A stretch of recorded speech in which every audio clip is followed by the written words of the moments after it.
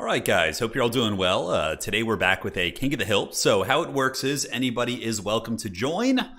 All you have to do is find the lobby. We are using the Total Tavern Tournament map pack, so if you don't have that mod installed, you won't be able to join the lobby, but just have that installed and jump on in as soon as a spot opens. So I'm going to be starting it off with Professor Pohne battling against me, so he joined before the stream even started. He is ready to go. We're going to be doing some fun maps. So as far as what we want to do, let's do the Celestial Lake's great. We play that one a lot. We can mix it up. Let's do Altar of the Champion. Altar of the Champion is a very, very cool one. So now we're going to be rolling random factions. So today is a Tzeentch flavored one. So what we'll be doing is we'll be picking random factions for both players each time. That's pretty much it. How you guys doing? Welcome to the stream. Yes, yes. Hope you're all doing well. Yes, it's going to be good. Albion in chat saying AoE 4 isn't as easy as I thought it would be. No, there's a lot going on to that game. Yeah, the macro of obviously building up, scaling your economy with increasing villager infrastructure. It's there's a lot to it. Yeah, it's a lot. All right, so let's get the faction selected. No more games, and we're going to be rolling in the words of our great prophet Fred Durst here. And let's pick our first faction. So this is going to be for me, and we'll give each player one reroll if they want to. All right, so I will be playing. Ooh, I got excited. Slaanesh. I'm just gonna re-roll on principle because that's just, yeah. Slaanesh was just, yeah, that's just unfair. They're broken. I should honestly just remove them from this. All right, so let's see what we got.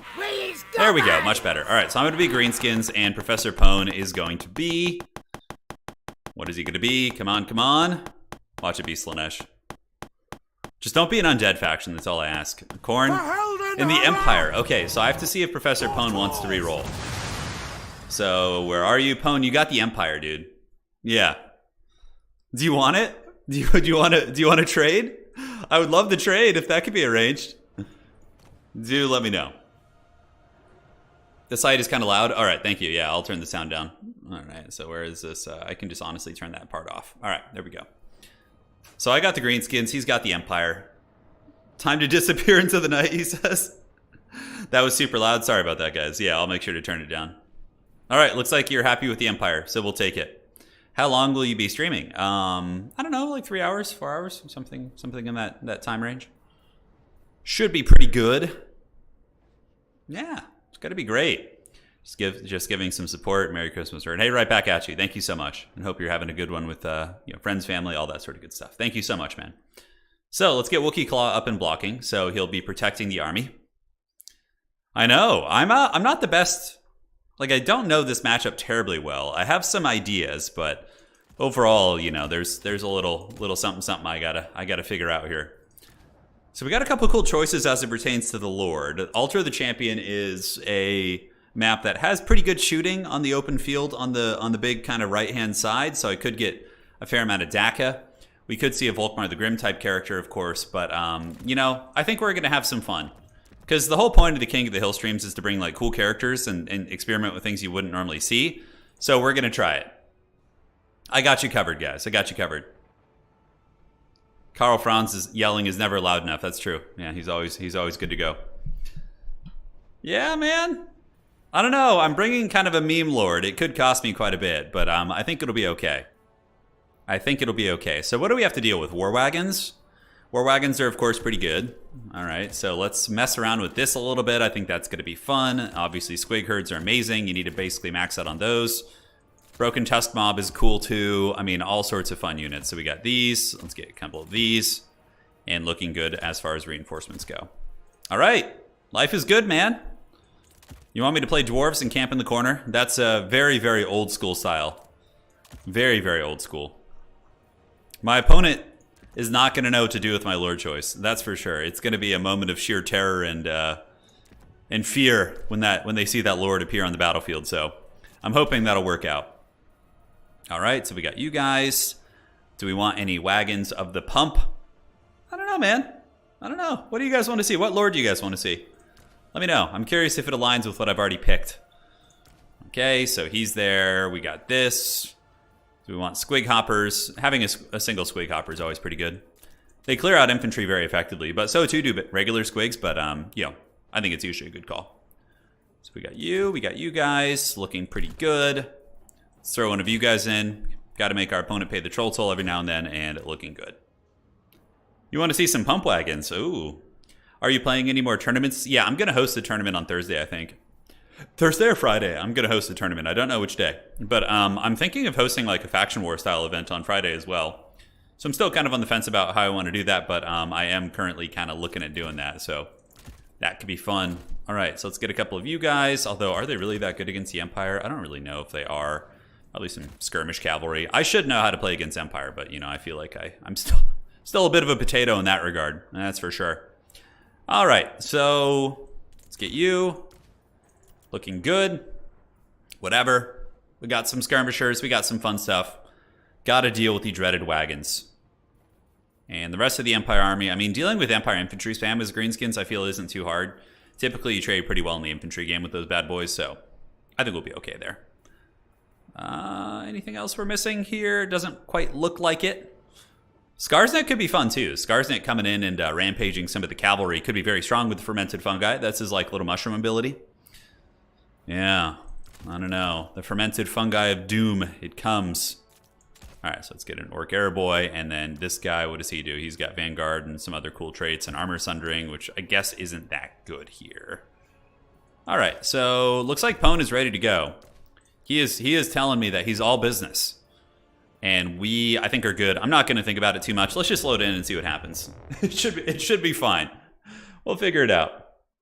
When do you expect some more Age of Empires? Tomorrow.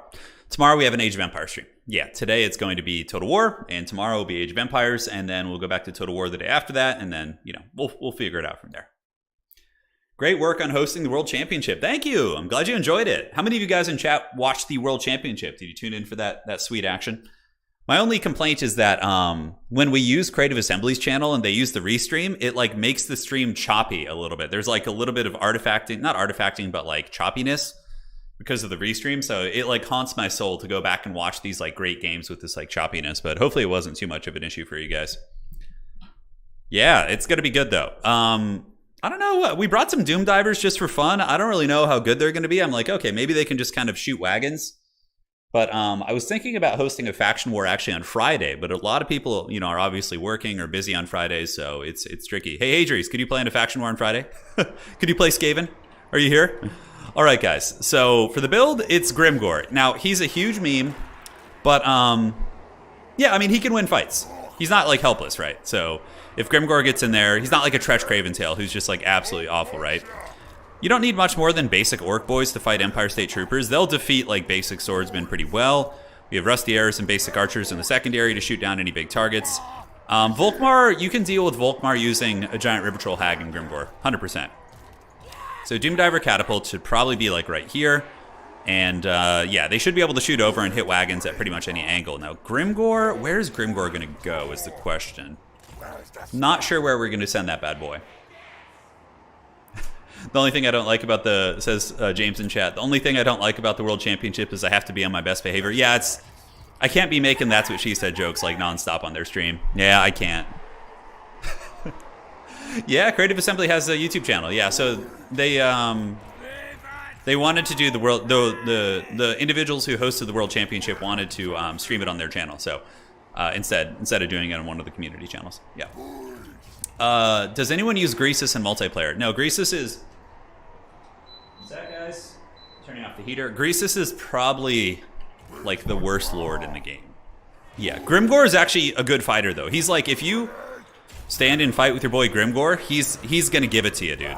You know? All right, so what do we got here? We got Franz. Oh my god, the Sunmaker. I totally forgot the Sunmaker exists. Okay, so now we move up Grimgor. We move up our caster.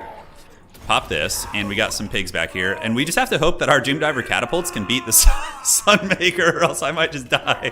Oh no. And they're so bunched together too. Oh no, this isn't good. Okay, we have to like overcast Spirit Leeches downtown on that thing. Alright, so I'm going to move this over here and get this Doomdiver shooting at the Sunmaker. If I kill the Sunmaker, do I have enough for an overcast? Yeah, okay, good. I do.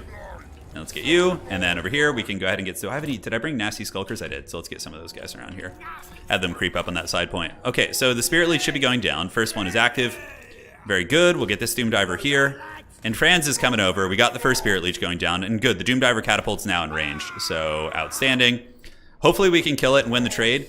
It's going to be pretty scary. So we're kind of hiding out of range of it, but he's going to start shooting at me. And I do have some like sneaky Moonhowler type cav, so we can get those guys like hiding in the trees. And ouch. That's definitely not an amazing start. I think a couple more Spirit Leeches though, and I should be able to get it. We'll see. Our other Doomdiver's coming in, so hopefully they can just kind of maintain on leadership and be okay. So we can start moving you guys up on this side. We got the nasty Skulkers creeping up, and good. 2 Doomdivers should be able to kill the Sunmaker. And I'll have another Overcasted Spirit Leech in a second, which will help us get there. So Grimgor is just kind of like serving as basically a giant deterrent. Oh my god, is that an Empire Captain? I think it is. All right, another Overcasted Spirit Leech. And if we can kill Sunmaker, then we can advance our main army. But until then, it's just like, you're just going to die if you do that. Especially if you're playing Greenskins. I know this from experience.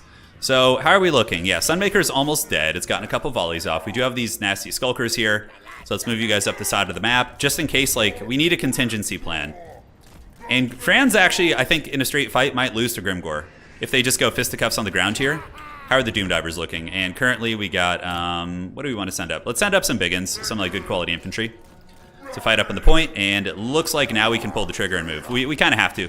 And just hope that our Doomdiver crew will get the job done. So let's pull you around, go for this. That's going to force some Empire Cav to be summoned. We'll get you in there, and boys. Boys just want to have fun. All right, we'll get you in there. Let's get the rest of here to kind of focus on Franz. And he's going to try and snipe the River Troll Hag, so we will go ahead and slow you down a little bit. And we got these pigs in the back, which is good. And he wanted to go. You see that we use that as a bit of a deterrent there, which is nice.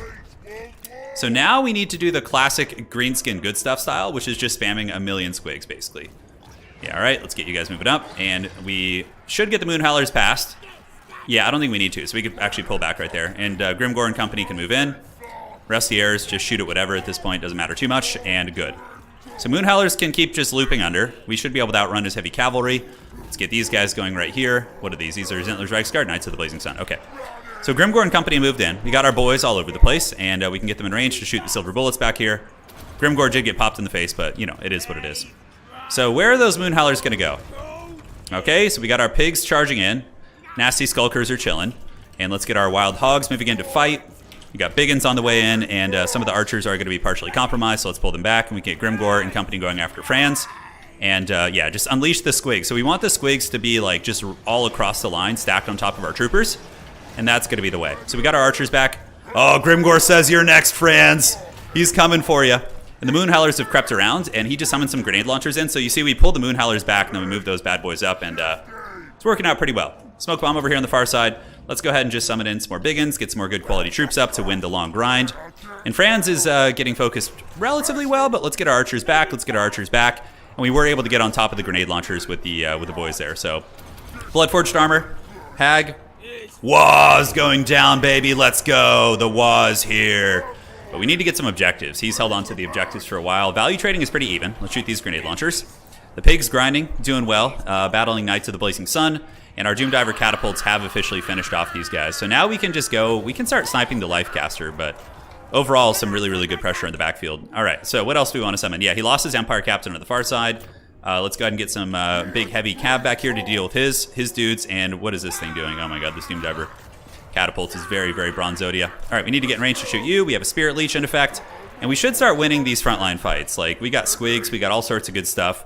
And on the side, what is it going to be? Some swordsmen coming over? All right, so swordsmen we can counter with probably just basic squig herds. Like, we'll just munch on swordsmen. So yeah, that will do the trick. So the Hag is here. What do we want to Spirit Leech? We could just start Spirit Leeching Franz. Honestly, though, saving up for Abuna for the heavy cavalry might have been a smarter play. I don't know why these archers are having such serious line-of-sight issues. We just have to make sure that the grenade launchers aren't like able to kind of sit on line feasibly. Okay, he does have some grenades there. Broken Chest Mob pushing into the backfield with some Biggins should be very, very disruptive. And Grimgor is kind of getting smashed by Franz a little bit now. Uh-oh, he's making me eat my words. Okay, so let's do this. Let's cast a Mither on him to slow him down. And let's get the big cav in the backfield and get these Biggins moving up onto the point to start bumping and grinding. Shooting at the cav here. Shooting at the cav here. And I think bringing some basic Orc Boar Boys would be very, very good. All right, let's get those guys up. They trade pretty well into Empire Heavy Cav in general, so. All right, pigs, let's get back here. Start causing some problems. It looks like Grimgor did give Franz a little bit of business, but overall, it's going to be favoring the Franzodia a little bit. And Franz, does he want to fight these guys? I think we just move through and just force path onto those guys, and that should be pretty good. All right, so we got on top of the guns. These are the anti-large pigs, so even if Franz is back there, it's going to be okay for us. All right, so where are our reinforcements? Here they go. Let's peel these guys off. We have the squigs over here, which should win this fight pretty decisively. So let's get them. And we really need to flip an objective, like really, really badly. But these cav in the backfield seem to be doing pretty well. All right, let's get you guys back on your Doom Diver. And the cav are here. Let's pop the wall. That's oh, the timing of that. When they actually broke, that was really unfortunate. Although it is just a terror route, so yeah, hopefully it'll be okay. All right, archers shooting to these guys. Got the Broken Tusk boys doing their thing. And the bacon has come back, which is good, so they can hopefully trade into these Empire Knights. And we need more reinforcements coming in. So let's get Squig Hoppers, just anti-infantry tools. Really is going to be the way. Let's move up on the points. Archers doing their thing. It looks like we should swing this middle objective. And Grimgor is being pretty Chad over here, although this objective looks like a little bit of a losing cause. So maybe I do want to pull back and get Grimgor like more unified with the main army. All right, so we flipped the middle objective. Over here, absolute crumping. Not to be surprised, Grimgor is back. We have our Giant River Troll Hag too. And we need to get these pigs just charging in there and trying to shut down the grenade launchers. Grenade launchers are just very nasty. All right, so that objective flipped. Let's unsummon these 2 units. I think I double-clicked it. Classic mistake I always make. Let's do that. All right. And we need to unsummon you too. How's the Doom Diver Catapult crew? Okay, unsummoning you. Looks like they ran out of steam. Let's pull in there. Grimgor and company, is there anything we want to do on the side? It looks like the squigs are trying their best. And let's get some more Broken Chest Mob. Yes, of course. Bring those guys back in. They're great. All right, so looks like that fight's pretty decisive over there. Pretty happy about that. Grimgor and company doing well. We have the 2 cap. We're in pretty good position, I would say. And yeah, he's got these free company though. They're causing problems. But yeah, the Boar Cav do really well for sure. They're probably one of the big strengths in this matchup in general. All right, so let's get Grimgor and company to go get the side objective. Where are our Squig Hoppers at? Yeah, they're just surging after the free company militia. Franz is going to get a lot of terror routes on those guys. It might even mean that Pohne pulls the value lead, but I do need to find a way to get this double cap soon. All right, is there anything speedy I can get over there? Yeah, Moonhowlers. Moonhowlers are pretty good because they cause fear, so it helps you out. Broken Test Mob. Let's get him on the Empire Knights, and let's drop a Spirit Leech on the Franz. And Grimgor might die here, which would be really unfortunate, but let's go ahead and pop all of his buffs, including your next. Come on, Grimgor. That's your moment to shine. Oh, come on. Come on, Grimgor. What a disappointment. What a disappointment. All right, let's keep stuffing these units back. Grimgor's running off the map, which is unfortunate. I should have unsummoned him, but, you know, we all make mistakes. Let's get you guys moving up. Just keep pushing the Empire army back however we can. And Grimgor got handled by Franz, which I'm secretly happy about, but, you know, it's not great. All right, let's go in here and see if we can salvage this situation. Get the Moonhowlers moving into you guys.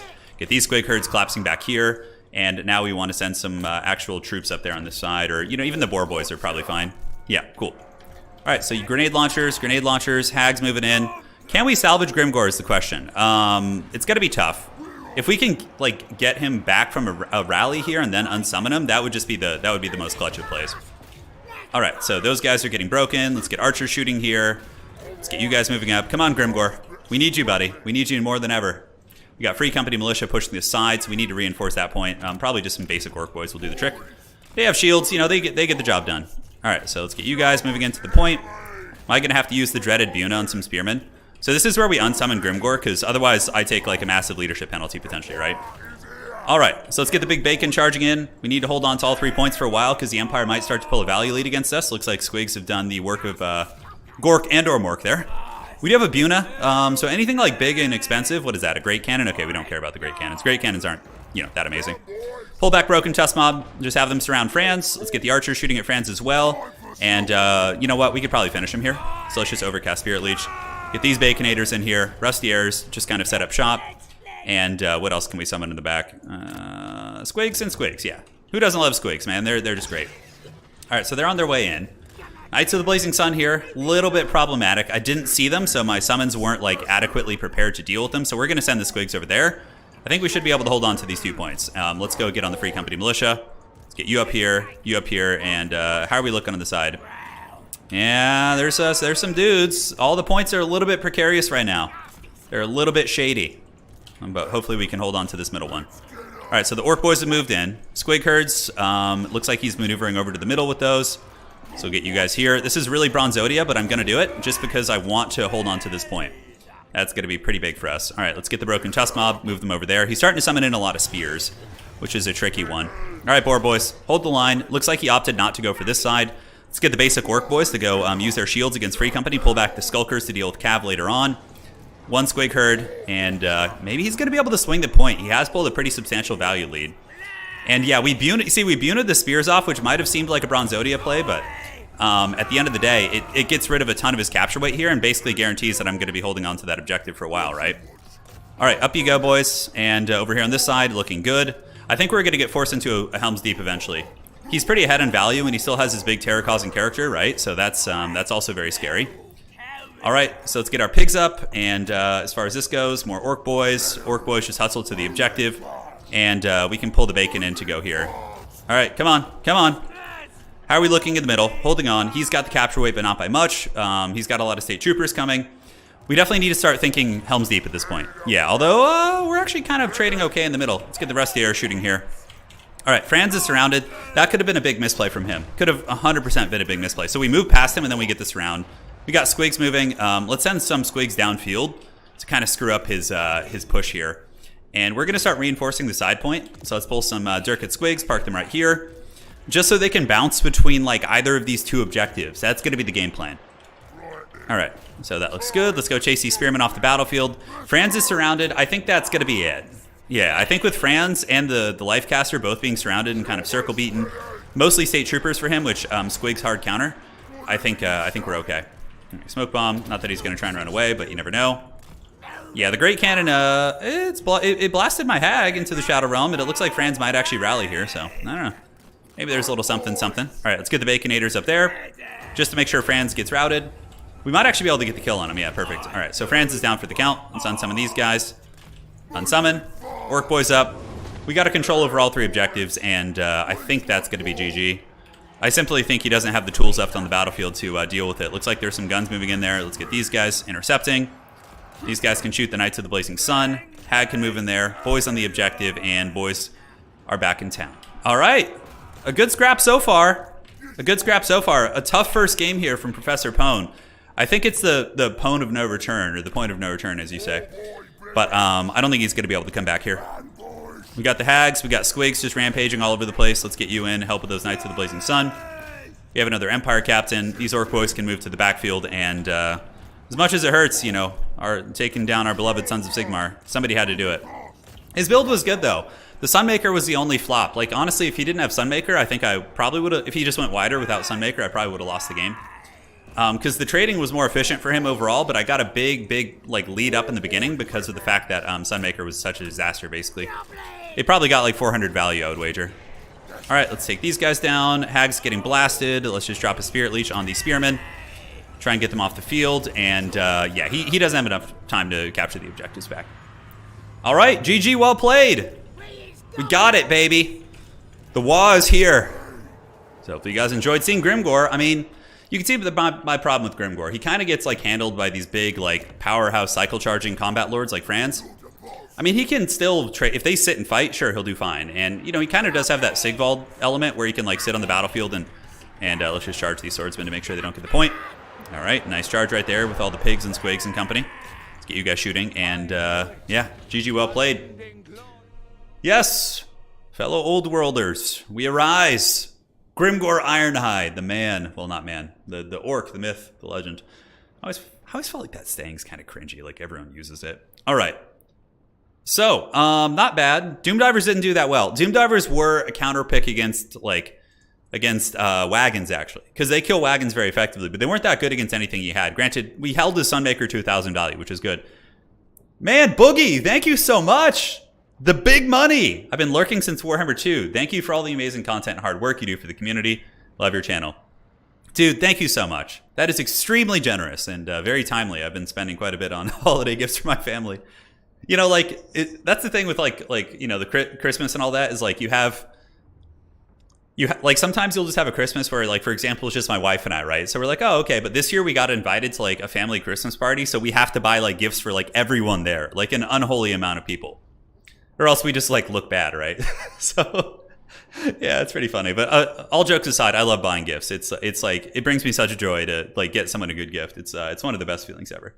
Hey, Boogie, thank you so much. I really appreciate that. Starting donation fund for the Domination Arwar Super Quaddle. If I get Lizardmen, Matthew, if I roll them today, I will bring a Quaddle for you. All right, so who's going to be the next challenger? We got Logard, all right? I remember playing Logard last time. Strong player, strong player. All right. Hey, Pohne, GG, man. It was a very, very good game. I thought I was going to lose, actually. So, well played to you, man. Well played. The blessed Warhammer 3 stream. Yes, all day, every day, man.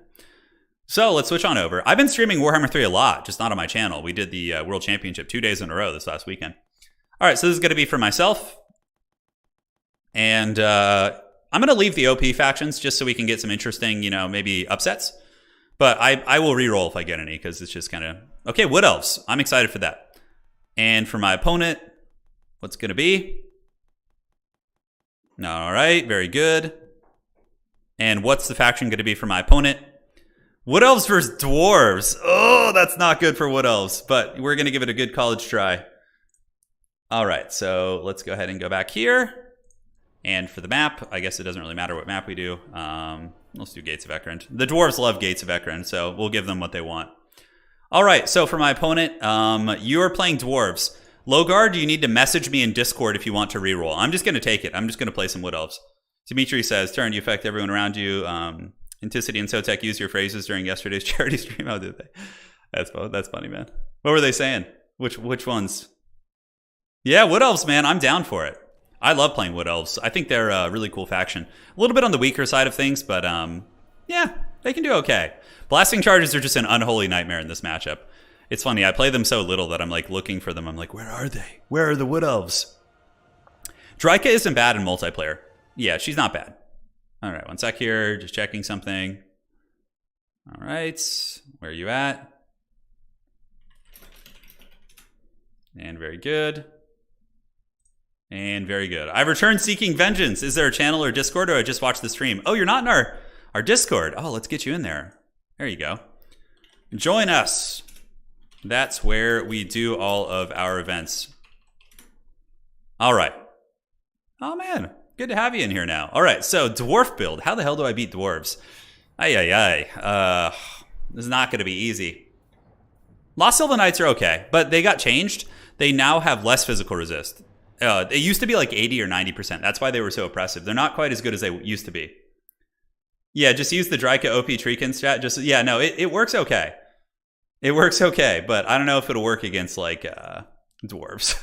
Because dwarves can shoot down Treekin relatively well. I have an idea of how to play this, so yeah, we'll see how it unfolds. All right, so let's do this. Do this. Get rid of all the spells. I actually am a big fan of Draika in general. I think she's pretty good. Just like a cheap, cost-effective character. Is there a queue? No, it's just first come, first serve. Yeah, whoever can get in there. I have a brain bug from Turin every time I get a doggo unit in the back line, feasting like the heathen. That's a good one. That's actually a Lord of the Rings reference. When Denethor's got to burn his son, he makes that reference to the heathen kings of old. I was like, that's basically what that is. All right, so let's do that. I think that's an okay start. War Dancers might not be terrible here, actually. Wild Riders also, on paper, you would think they would have some good options. But yeah, like the problem is the Dwarf Blasting Charges just give you the dirty so hard. It's so incredibly rough. And their like artillery spam is really good also. I wonder if any like the combat characters, like Wood Elves, they have a Glade Captain, which I guess is armor piercing and melee. You could also go like Glade Captain. Yeah, Cathay is good. Cathay is a very, very strong faction. I'm a fan of Grand Cathay. All right, so cheap cavalry. Let's have a little bit of fun. We're going to bring some trees because, what kind of a Wood Elf build would it be if we don't actually bring trees? Huh. You know what, actually? I think we're going to try something a little bit more exciting than a tree. We're going to try something a little crazy. So Eternal Guard, Shielded Eternal Guard are good. They just get wrecked by Blasting Charges, which is the big problem. We'll get one of you, and again, I think we're okay on like the Archer department for the most part. Hawk Riders against isolated Dwarven units, too. That's something to think about. Like, Hawk Riders have good armor piercing and melee, so theoretically, if you like isolate a Dwarven unit, you could do pretty well. Kind of cool to think about. Okay, get you guys and you guys, 3 of those. More Treekin. Dude, Treekin literally is the ultimate wet noodle thing against Dowie. It just is going to take like 500 years to kill a Dwarf unit. Oh my god, the cost of these Wood Elf units is just so all over the place. Full on Wild Riders and Stags? I don't know.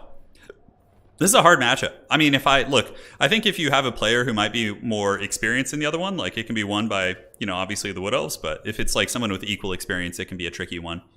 Do you want to increase cooldowns? Blessing of the Ancients. Power recharge win in the forest, which actually on this map isn't irrelevant. It can matter. Okay.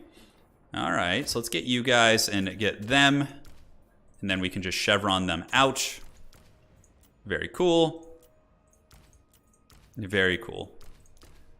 So on top of that, Wood Elf Skirmish Cavalry don't feel very good here. They really, really don't. And I think for you, we just get another one of these. All right, whatever. This should be fine. Let's see what happens, man. I'm ready. The dreaded low guard comes with his Dowie. Yeah, the Hawk Riders have armor-piercing melee. All good. All good. And it looks like my units, yep, we got a little bit of everything. We brought some fun stuff too. I brought like 1 or 2 units that I think aren't necessarily like, they could be good. They could be good. Maybe it'll be something that we'll learn from this.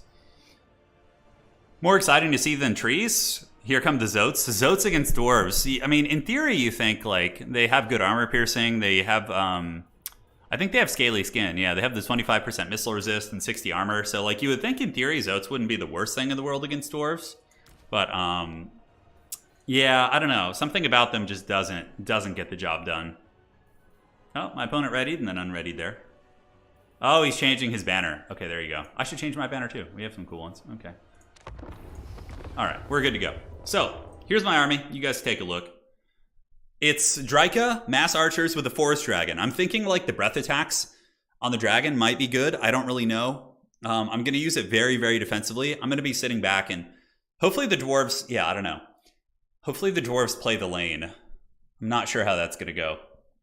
But we got a lot of Way Watchers. Organ guns would suck pretty bad. I really don't have too many good counters against artillery. So, yeah, man. Other than like desperately diving them with cavalry or like Hawk Riders, which is always pretty grim. Yeah, I should have brought Arrows of Kurnus. Shit. Oh, no. I totally forgot. That would have been very strong. Yeah, like double Arrow of Kurnus character. They're really, really good. Although the problem is if your dwarven opponent doesn't bring any artillery, then they're just awful. It's like, it's just such a waste of money and resources because they just like can barely kill infantry. All right, so Gates of Ekrund is here. The Dowie, the Spine of Sotek Dwarves. I think that's what he went for. It's pretty cool. We will play Objective 1 and play Objective 3. It's going to be our general game plan. Yeah, Wood Elves get some, they have some units that do well fighting in the trees. Yeah, 100%. So let's get you guys. Basically, we just need to like pick off blasting charges with these guys. All right, looking good, looking good. We got the Glade Guard in the secondary line. Dryka does have Vanguard as well. We got a Forest Dragon chilling out. And these guys can be in 4. All right, that's it. Yeah, we do have some trees. Yeah, that's a very good point, Matthew. There are some trees here. Land the dragon in the forest. He could run in the trees, but I think he's okay where he is now. Yeah, the dragon has some missile resist, some physical resist as well. So, yeah, it does have essentially, what, 45% mitigation against being shot by, like, basic bows. That's pretty good. Noah says, I'm screwed. Come on, man. Going against me already? Gotta believe. We got Dryka with Pit of Shades. We also have the Dryad summon the Rouse to Rats, so we can get her in and basically have her chase down high-value artillery pieces. That's kind of it. All right, so Dryka, I think, as a heat-seeking missile counter against like artillery could be pretty good. These units are obviously stalking. Sorry, I didn't mean to ready up on you so quick there, Lowguard. Hopefully you'll have enough time to get your army together. In reinforcements, we have some Blade Singers, which are very cool. Oh my god, it's the High King Thorgrim. High King Thorgrim Grudgebearer. All right, so let's just have you guys park back here. Have you guys park in the tree line, and we can send some... We'll send some Eternal Guard to go, like, grab the side point. And the dragon can, like, bounce in between and help. And what does he have? He's got an organ gun. Oh, no. The dreaded organ gun. Hopefully I can just kind of pop that thing in the face. We'll have to see. And Archer is going to move up. They can honestly just sit here. And Spears are on their way. Looks like he's going to be sending some dreaded Bugman's Rangers over there. Okay. So we have to kind of, we have to stay aware of that. So let's go ahead and turn off fire at will. So they won't, you know, show themselves to my opponent. We're going to move into his battle lines here and hopefully cause some disruption. Worst case, we can summon some Glade Riders and they can ride down any of the Dwarven Vanguard units. But yeah, we normally do Domination just because it's a little bit more fair. But yeah, no, I'm down to do some land battles. We could throw some in today if you guys want. All right, so this is what it's all about right here. You guys ready? Sneaking up sniping the organ gun. That's going to be some good damage. It should kill it, like straight up. Yeah, big damage there. Dryka's going to get in the front. The dragon's just going to keep running in the tree line. And we should have gotten the pick on the organ gun right away. All right, so now we're going to get the dryads back here. And let's go ahead and do this. We got dryads in the back line so they can chase down the thunderers. Perfect. So we've taken out the organ gun, which is good. And now we can chase here. And now we just need to methodically shoot down, you know, blasting charge units, unfortunately. Although wasting Waywatcher ammo on blasting charge is kind of crappy. So let's take these guys out of guard mode and have them just blast here. And dryads are chasing, which is awesome. And where's our forest dragon? The forest dragon, I think, found some dwarves over here. I could have sworn there were some. Anyways, let's keep pulling back. And now we need to get some blade singers to any dwarves that like overextend. The blade singers should be able to just straight up dominate in combat. Dryka can fight here. She can go after some of these units. And the dryads have had a pretty good job shutting things down. Dragon, we can get some breath attacks. So let's go get a breath attack right down the pipe on these guys and see how that goes. Did it go off? Okay, it looks like it did. Come on, Dryka. Blasting charges are getting hammered, and blade singers are on their way up, so let's get them across here. And overall, pretty decent value trading. All right, let's get that breath attack. Here it comes. Not going to be the best in the world, not the worst either. Let's get the dragon back. Anything that like overextends, we should be able to just straight up head off. And I believe the basic war dancer should trade okay into these units too. All right, so we got rangers on the side point. Hopefully we'll be able to kind of win that fight. And the dragon can go over there and help. Looks fine. Oh, these archers, a little bit of a misplay. I did blunder their position. But yeah, Dryka should be pretty good. If we can get Dryka surrounded and then just like Pit of Shades on top of herself, that's going to be exactly what we want. So, Dwarf Warriors here. And actually, you know what? You guys probably want to go up and fight on the point. And then the other Blade Singers can go after these guys. All right, so Dryka can go ahead and do a Pit of Shades right here. Going to do some big damage. And now we need to see what's worth shooting here. I think these are mostly just Okay, Longbeards are potentially worth shooting. So we'll put a salvo into them.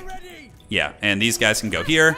Dryka with the big Pit of Shades, and we should win on that side because of the dragon now. All right, so keep pulling you guys back.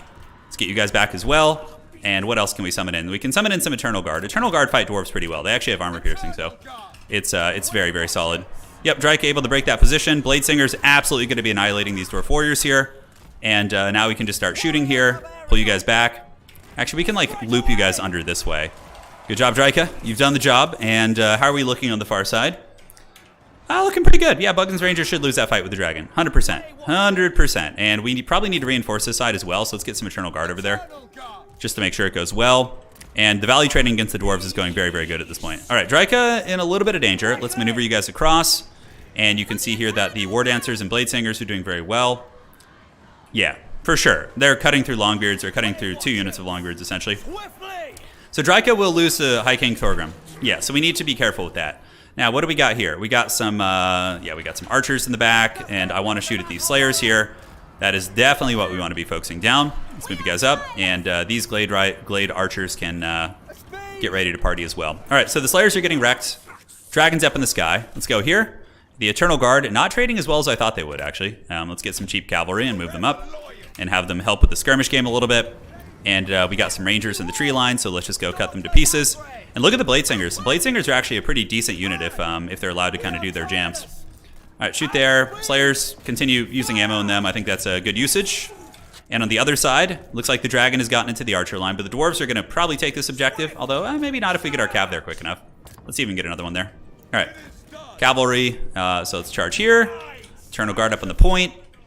But yeah, we are massively outvaluing on this side. Like this is looking to be like a potential route for the dwarves here. So let's shoot these Longbeards in the back. Let's get you guys. We could even finish off Thorgrim potentially. Take down Thunders. I don't hate that idea. And we need to get the dragon away. There's Slayers coming. Slayers obviously will butter their bread pretty hard. So let's just run the dragon to the north of the map. Keep moving up. And save up for more Pit of Shades basically is what we're doing. Dryka. And Dryka. She gets there. Dragon's coming back. We get more units on there. And those Rangers are going to be shut down. And then we have another Eternal Guard up on the point. So we should be able to get that side point now. Now, do we want to snipe Thorgrim? That's the cheeky, funny thing here. I don't know. We have some more Rangers on their way up.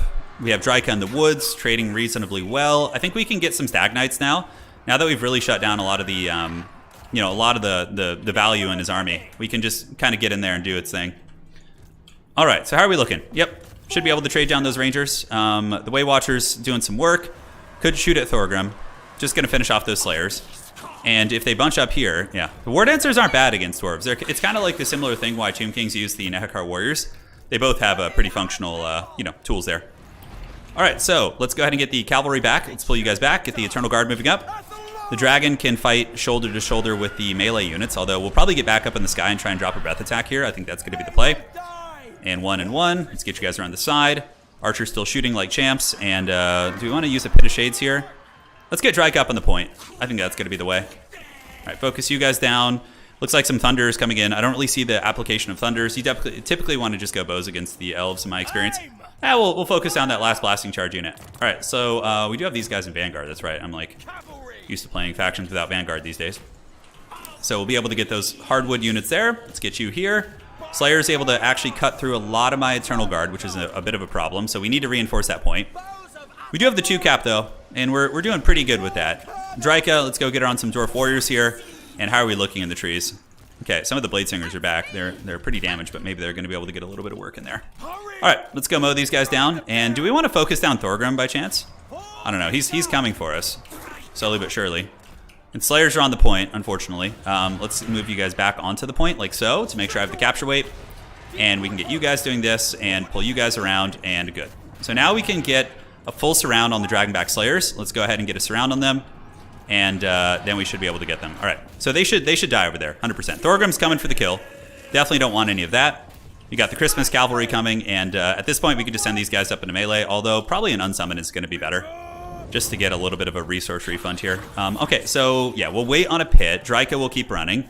And in the backfield, what do we have? Let's get some more Blade Singers. They clearly did very well for us in this battle. And we get the full surround. Dragonback Slayers, though, are just absolute linebackers, man. They are just absolute beast mode units. I can't believe we're only up by 1,000 value. Like, I feel like it's been going so much better than that, but yeah, that's just a true testament to how difficult this one is. Okay, so let's do that. Drop that down there. We got our Rangers kind of shooting away, and that Pit of Shade should do some big damage. Let's go shut down these missile units. I feel like this side is like just not going super well. Yeah, let's get our dragon back. This is not good.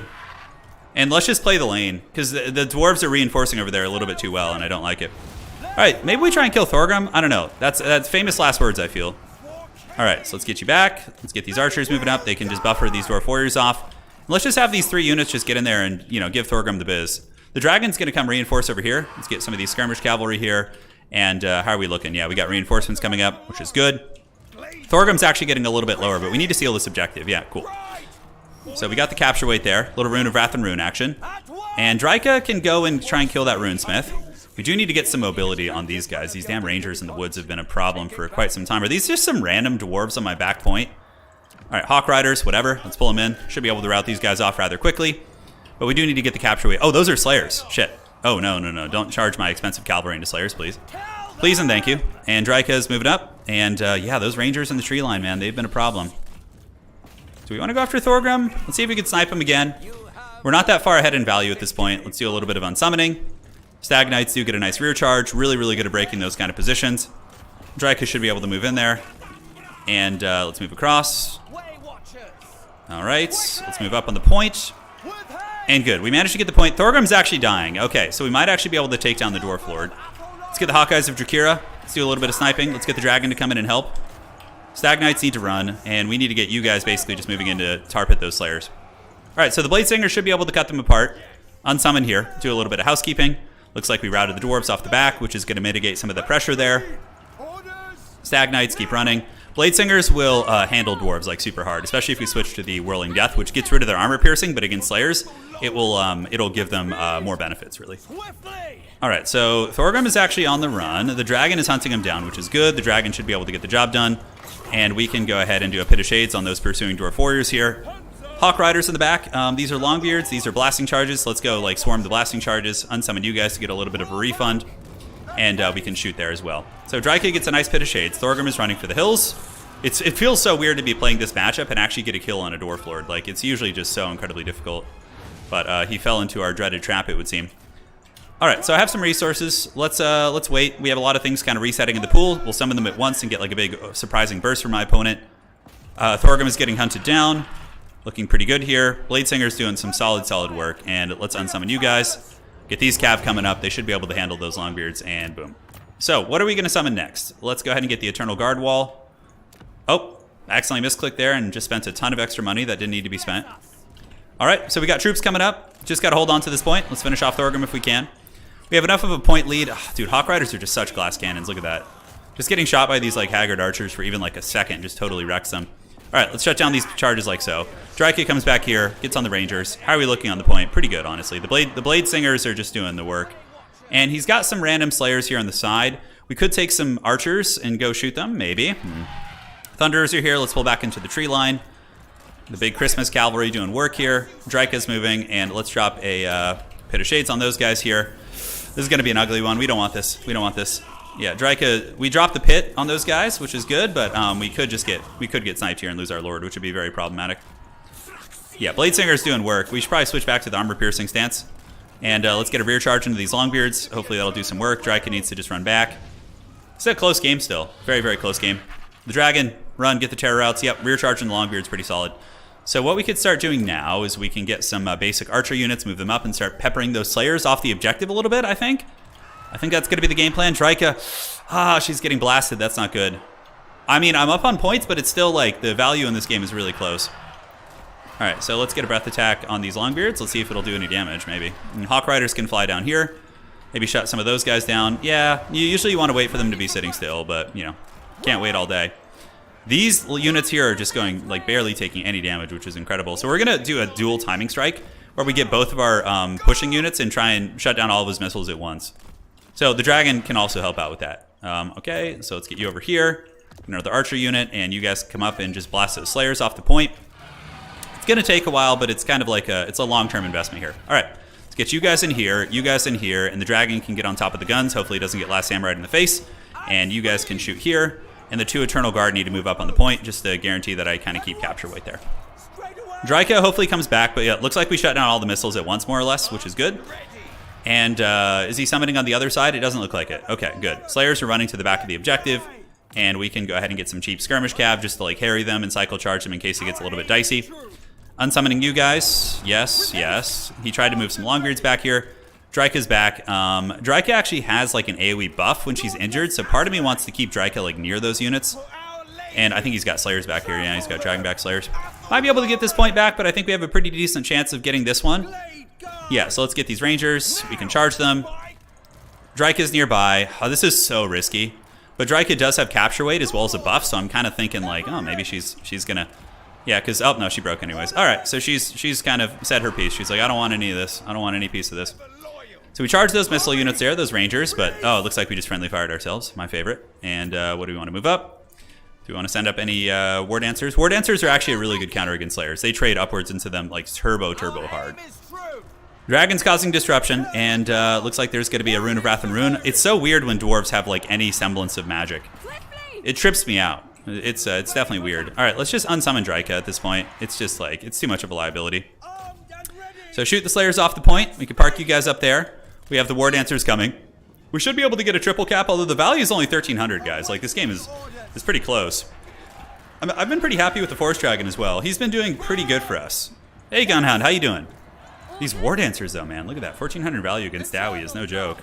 How are we looking here? Let's shoot at the Slayers. All right. So Dragon and company holding them off the objective over here. Looking pretty good. Slayers are, of course, getting last samurai by the archers, taking quite a bit of damage. Let's get you guys moving in, and you guys can shoot here. Pull you guys around the back, and in the meantime, we can get more cheap cavalry up here and just do our thing. So, yeah, the War Dancers should be able to do pretty well. Let's just kind of keep looping around, keep value trading here. And it looks like the Dwarves have been pushed back pretty hard here. And I think we're going to be able to hold on to their point. Slayers finish off the last of these Dragonback Slayers. Yes. Gotta do it. Gotta do it. All right. Let's get up there. Let's trade. A little charge in the back here. That was a lot of damage on that friendly fire. That was a whole bunch of damage. I feel like the Slayers are lasting surprisingly long against this attack here. All right, so let's move you guys up on the point and just try and capture that one. I mean, there's a small chance we lose this one, but I don't think so. I think the Dwarves are pushed back pretty adequately, and I think we're in a position to win this game. All right, let's just go take out the Bugman's Rangers. And Slayers can just drag them around the map if we can. Very good. All right, and now what else do we want to do? I do really want to roll Nurgle today. Nurgle is one of my favorite factions to play. I know he's the worst in the game, and you pretty much always lose with him, but Nurgle's very fun. All right, so yeah, a little bit of a blunder moving off that objective there, but the fact that we're going to take this side one is good. Slayers being dragged around, obviously. It's classic. I mean, on the open field, Slayers aren't going to have a good time. And cool. So yeah, War Dancer should be able to kill them pretty quickly. We got the capture weight with these 2 5 cap weight archer units up there. Let's get behind them with some of the cavalry and ride them down. And yeah, my opponent probably going to take back their home objective, but that's why we kind of invested in the other side. Granted, we could have also just sent those investments here, but I feel like it's easier for Dwarves to work when they have like a bigger army in one spot. All right, let's get Slayers. Let's get back here. Dragons here. Let's move it in. One last breath attack to rule them all. One last breath attack to bind them. How was that one? Oh, there we go. That's what I'm talking about, baby. That's the breath attack good stuff right there. It actually breaks my opponent's capture weight. It did so much damage. Jeez. That was nice. All right, so let's summon out some big Christmas cavalry. Move them up. And yeah, there's nothing they're going to be able to do to get that point back. So that's GG. Well played. GG. Well played, ladies and gentlemen. Quite a match. Quite a match indeed. Man, I could use some tea right now. Like just some Earl Grey tea with some honey. Might have to take a break and make that during the course of the stream. Thank you guys for joining. So, archers did good. 1,200, 1,200, 1945. Pretty solid value. Yeah, and the other ones I bet did pretty good too. Dragon actually paid for itself. 1,700 on that bad boy, which was nice.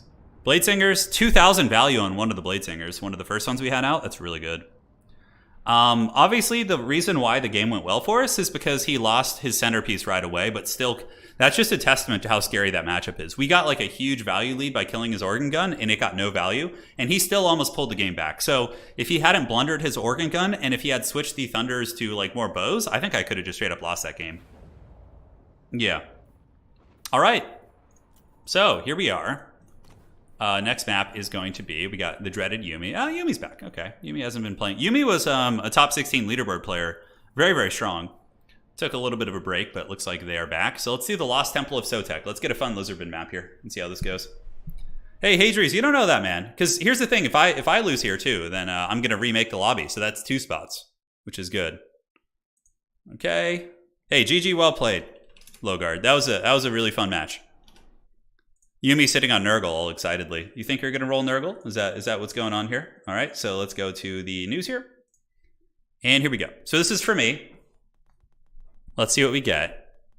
I kind of want to play a Chaos faction. I think it'd be fun.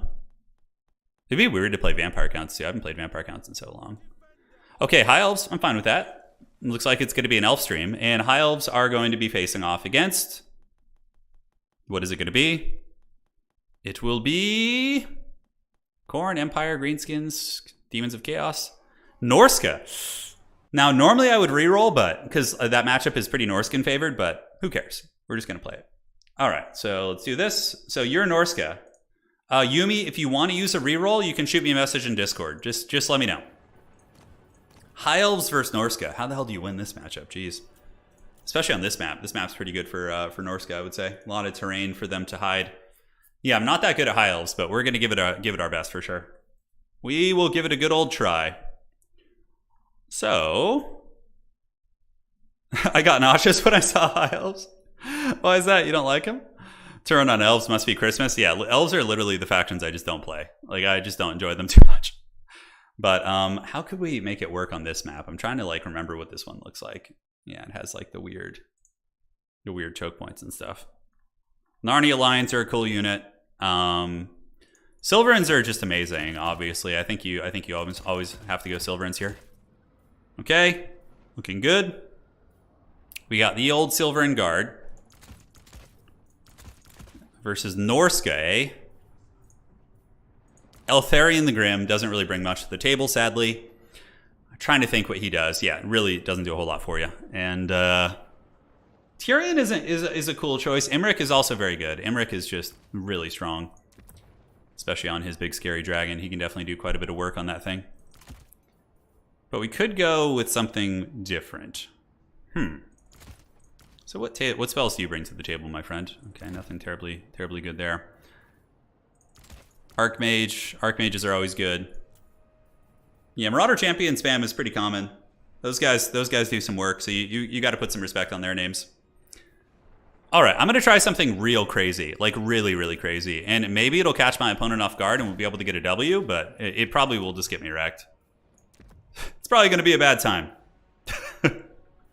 All right, so let's cut you. Let's. Do you want to keep that? It does give us ITP. Not that we need it. Nah, probably not. Okay. All right. Put you here. And let's get you guys. Oh, yeah, dude. Oh, yeah, this is taking me back to the haggard Warhammer 1 days, this build.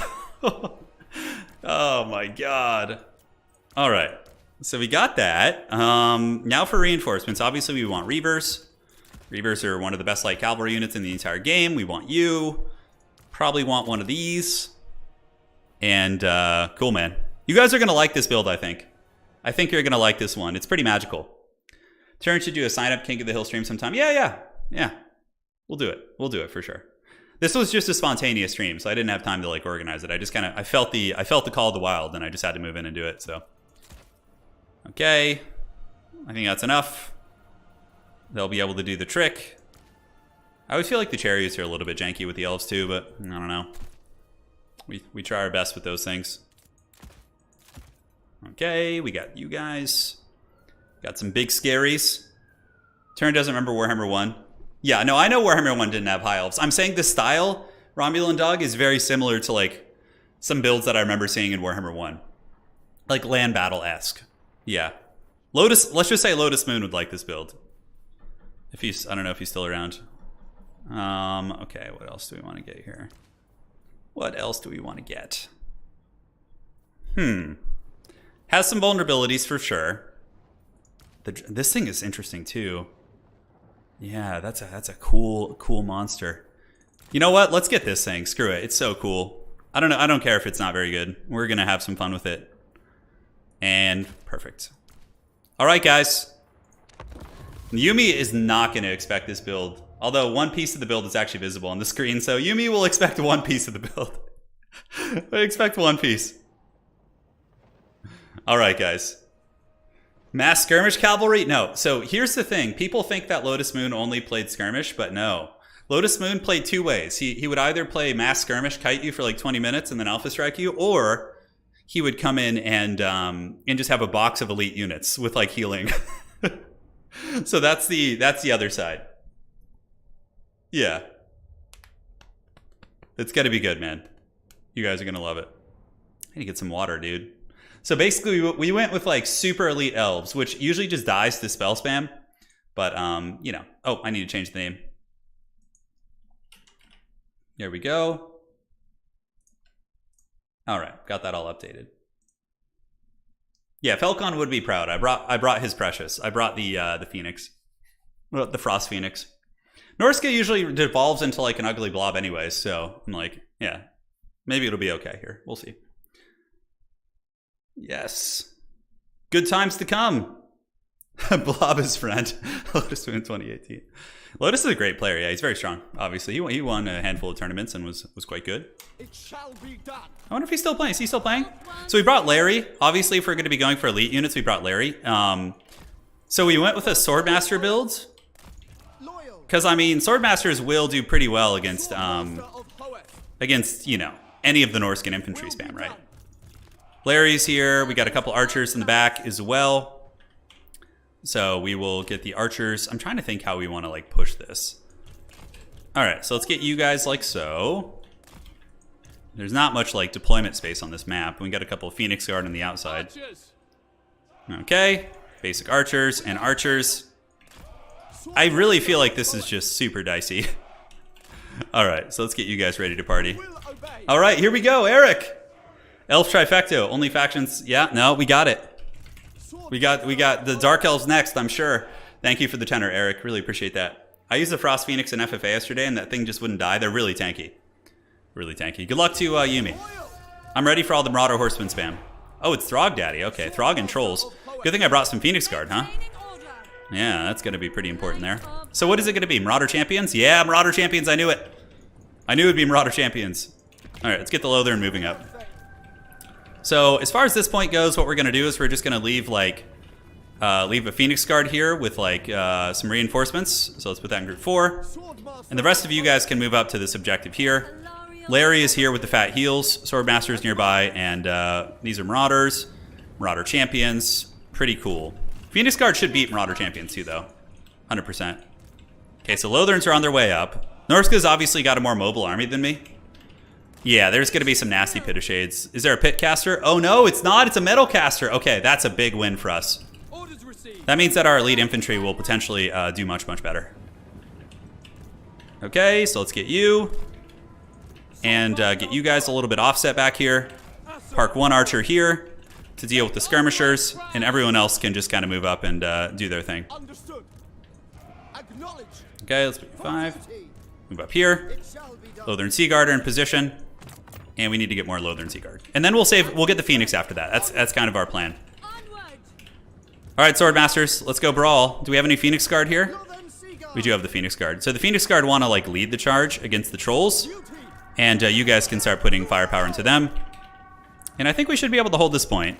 I think we should be able to. We'll have to see. If any of those like cheap skirmishers try and get by, we can just pop them with our archers.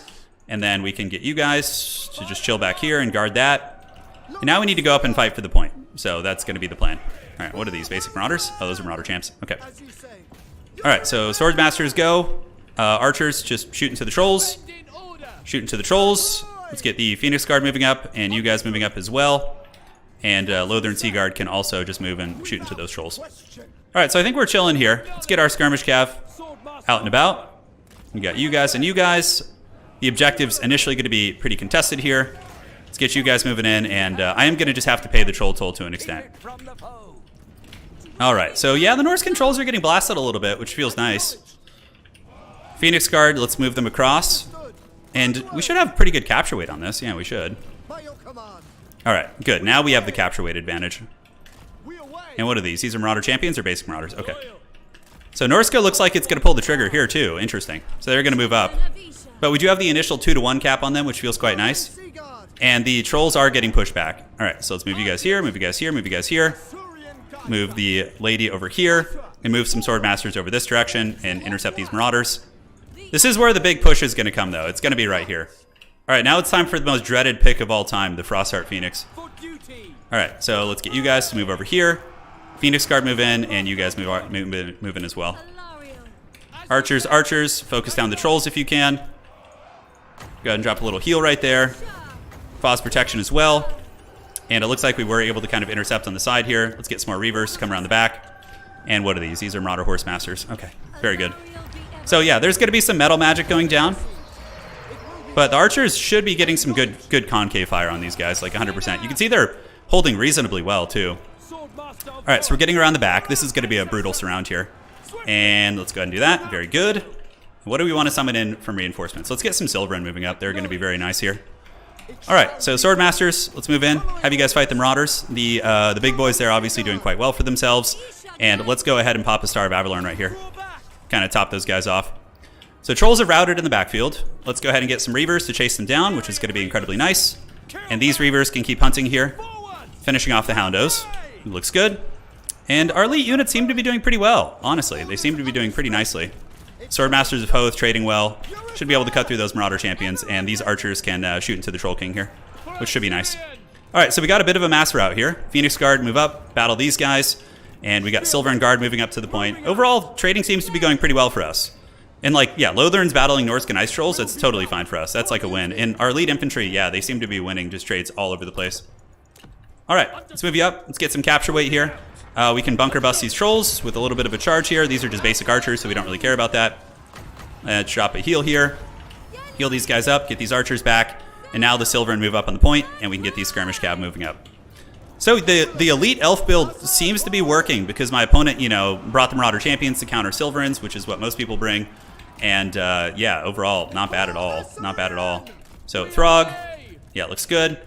Larry can go fight the Shaman Sorcerer. She should be able to win that. And here, it looks like we have a decent little fight. Let's go ahead and pile in here. And you guys do this. Phos protection on the Swordmasters. And yeah, Throg's still causing some problems, though. We are pulling pretty head in value, though. Trolls routed off the back of the map. Feels pretty good. So this isn't really good for us here. Looks like that's going to be a chariot. Okay. I don't really know what the chariot's going to accomplish. Should be able to head it off here. Like, any of these, like, sustained grinding fights, we seem to just be, like, winning. Like, straight up. All right, so let's charge the werewolves here.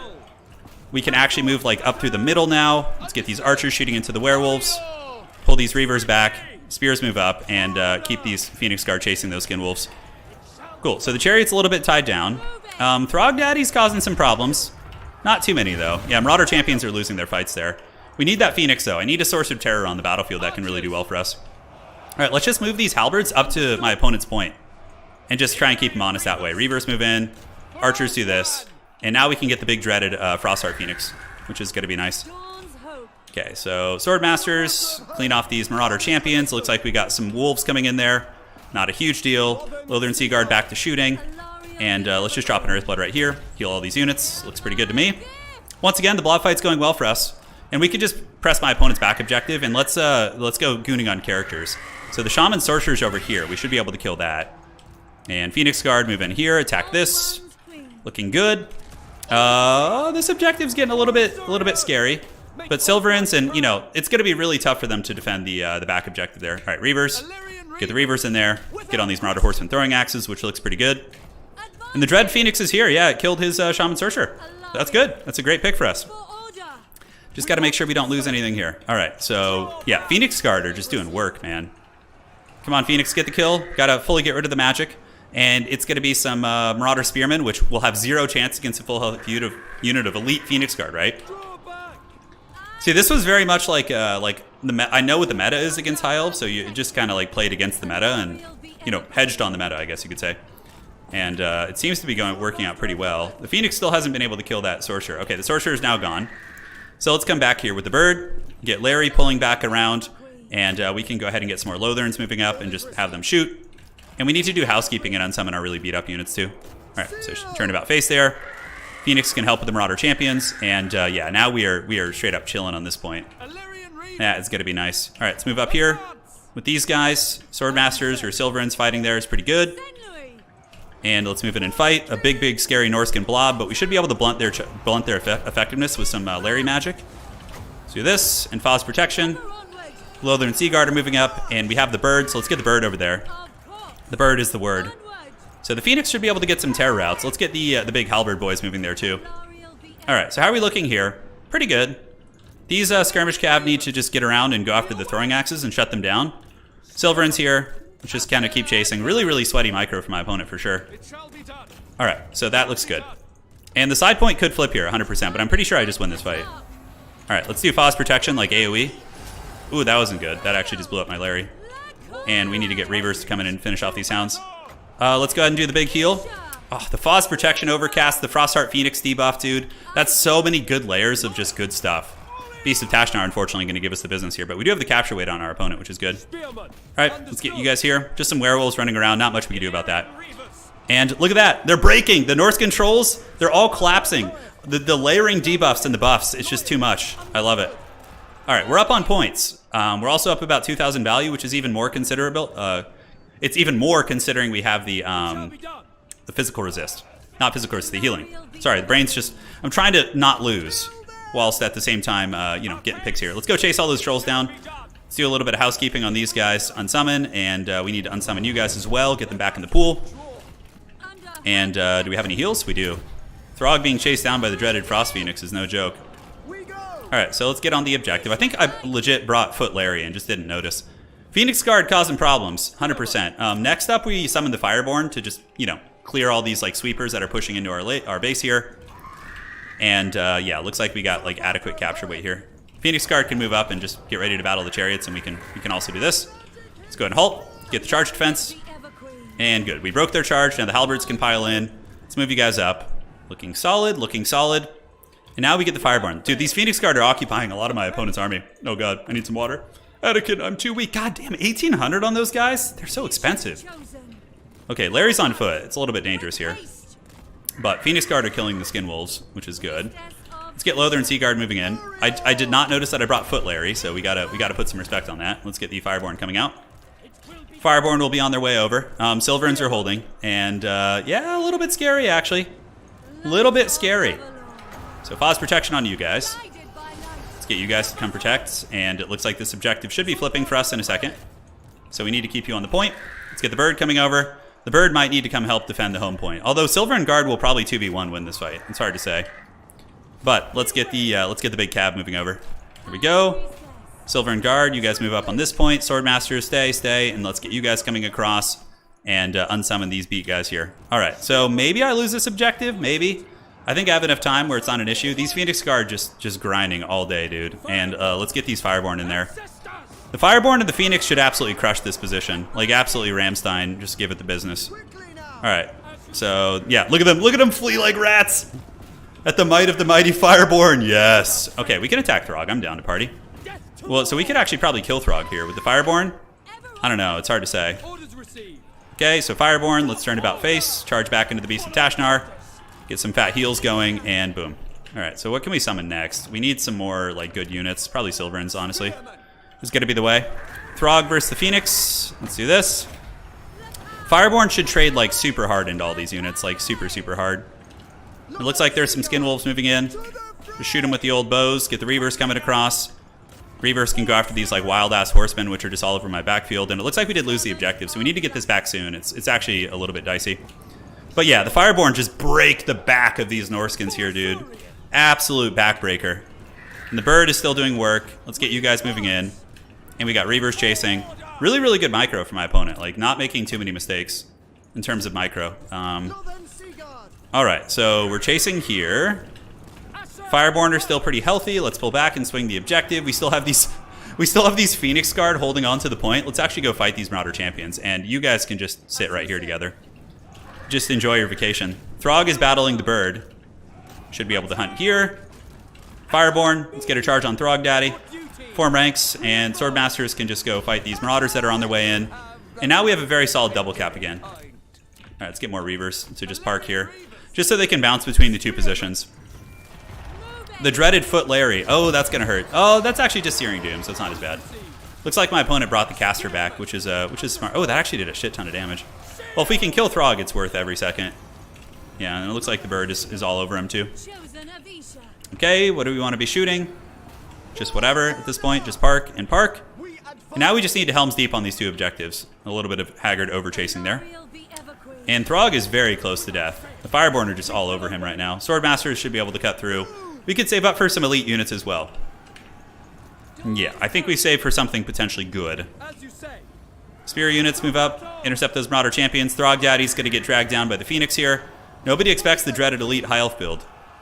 Yeah, and it can work against Norsca. It can, as you see. Yumi has been a top 16 player in the world before, so if it can work against Yumi, then it clearly has some teeth, right? All right, more Lotherns. Yep, let's just move them up. They have good melee defense, really good holding unit. Let's get these guys back in the pool here.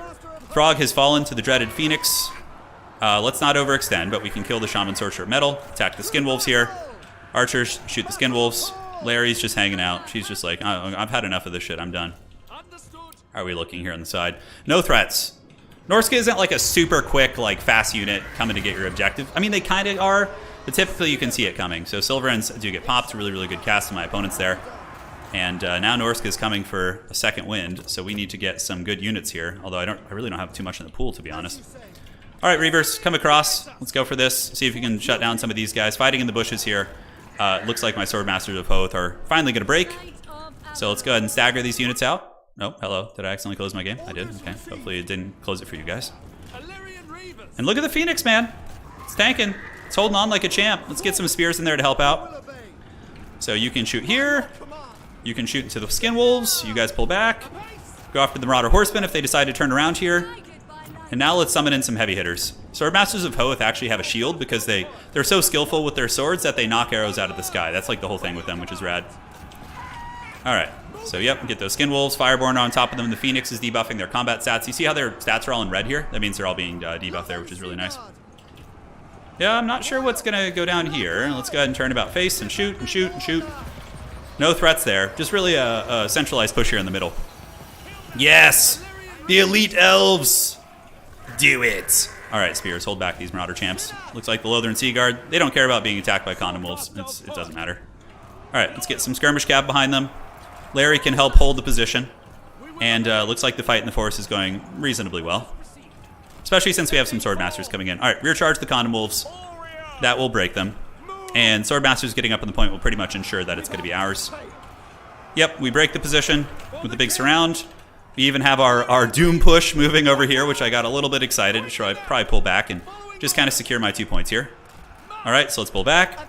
We need the Phoenix back here. These guys having the bestification of their life. I don't think I'm going to be able to effectively like get the 2 points here. So let's go ahead and fan out so I don't get caught by too many of those bombardments. Although that one's going to get me, but we'll at least partially dodge it. And spears form ranks. Archers form up here. And let's go get that Shaman Sorcerer. And the Fireborn, we can unsummon them, and then we can save and potentially get them back, which would be really nice. Because you saw how effective they were, right? Unsummoning these guys. Looks good. Yep. It looks like the Shaman Sorcerer is potentially going to be dying again. What the hell is this? These are Marauder Champions back here? Okay, so the Swordmasters need to turn around and just give them the dirty. Typically, you want to shoot Marauder Horsemen with Archers. That's one of your more cost-effective avenues here. Yep. Dude, the Frostbird is doing work. 1,300 value, and it's just debuffing everything. I legitimately think it was better than the, what's it called this game? The Fire Phoenix. Like, I think it did a better job. All right, let's get some Phoenix Guard up here. We basically just have to not lose this point. And at this point, we would win on one anyways, but I'm just going to keep playing, as you should, out of principle here. Yep, dude, the Phoenix with the trash can. Yeah, look at that, baby. Look at that. Come on, get in there. Do it. Elite Elves all day, every day. GG, well played. That's going to be game. Well played, you, Yumi. It was a good match, a good scrap. Yeah, the Searing Doom actually did a lot of damage. I wasn't expecting it to do quite that well, but it did good. It did good indeed. All right, so what do we have here? We have Swordmasters doing quite good. 1,800, 1,300, 900, 800, 1,600, 7. Like, with Larry's healing too, that really, really makes him quite resilient. 2,000 on the Fireborn as well. Lothern's 1,900, and the Bird ended up with about 1,500 value, which is great. So, yeah, Throg did good. Throg was able to get some damage in there. All right, guys. So, that's going to be number 3. Who's going to be our next challenger? Well played to you, Yumi. Well played. All right, one sec here. Just got to navigate something while we wait for our next player. And perfect. Where is that? That one was pretty interesting. Okay. Do this and this. All right. So now we got Mana Pest. Okay. Yeah, Seaguard are good there. I mean, they were constantly being charged by like Skin Wolves and by, other things like that and the Horsemen. So they were being kind of thrust into pretty cost-effective engagements, I would say. All right. Get me in there. No, we had Spearmen. We had some, we had like 3 or 4 Silver in Guard. But yeah, no basic Spearmen. That's definitely true. All right, so the next map is going to be, let's go ahead and let's go back to the old school and do a little Black Arc, huh? A little Black Arc is always fun. So let's re-roll the map. Head on over to the random faction selector here. And where is it? All right. So for myself, let's see what we get. We also are going to have the rule that you can't get the same faction you played last game. So that'll be like a free re-roll for someone. Just so we get some like variety. That's kind of the whole point of the stream. The greenskins again. I'm going to use my re-roll. Just because we already saw them earlier. I mean, I could do something fun with them, but I'd rather show you guys more factions. Kislev? Oh, I got so excited that I was going to get... Yes, Nurgle! Nurgle! All right, for my opponent, let's see what they get. It's going to be Skaven for turn versus what else? Oh my god. I would be down for some Skaven. But Nurgle is what I really wanted. Nurgle's Pestilent Glory. Nurgle versus Grand Cathay. Oh, that's a bad matchup, dude. Oh, that's a bad matchup. I have an idea of how to win it, though. Yeah, so... you need to let me know if you want to reroll. Okay. Let's get Wookiee Clop. I need to go get some water. I am absolutely parched here. I will BRB.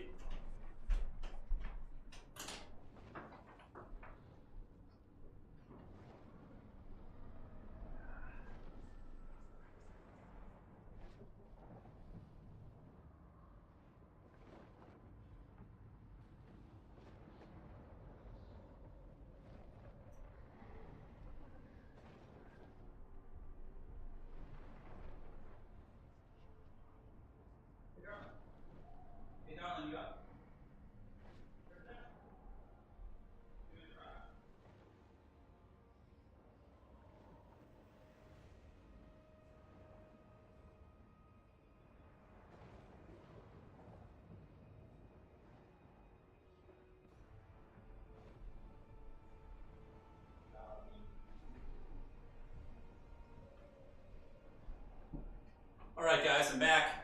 Let's see what's up. The reroll backfired? Oh, it's okay. Yeah, no, I have some ideas on how to win this matchup. All right, so for the Lord choice, against Grand Cathay, huh? Well, we don't have like a Bellacore character, which is unfortunate. We don't have any like middle linebackers like him. So let's get you guys and you guys. Sort of items do we want to use? It's not bad. It's not bad at all. I don't know how good this is, but let's give it a try actually. See if it has any pertinence. Now for the Lord, usually you want some sort of a big disruptive world beater. So that looks good, and I don't know, is that all we really want to bring? Like what kind of magic? Like death magic doesn't feel that good against Cathay. It's usually just like crappy unit spam, so yeah, I don't know. It just feels a little bit funky. Turin busted out Nurgle versus you last night. Yeah, Pohne, that playstyle wouldn't work here though. It definitely wouldn't. Alright, so this is just really Bronzodia. This is the ultimate bronze strategy. Do we go with this guy? I'm always a little bit disappointed, I'm not gonna lie. Although he does have some bound spells that are pretty good. I wish he could just bring Stream of Corruption. Like, do I have to go for like a Rotfly character instead? I guess.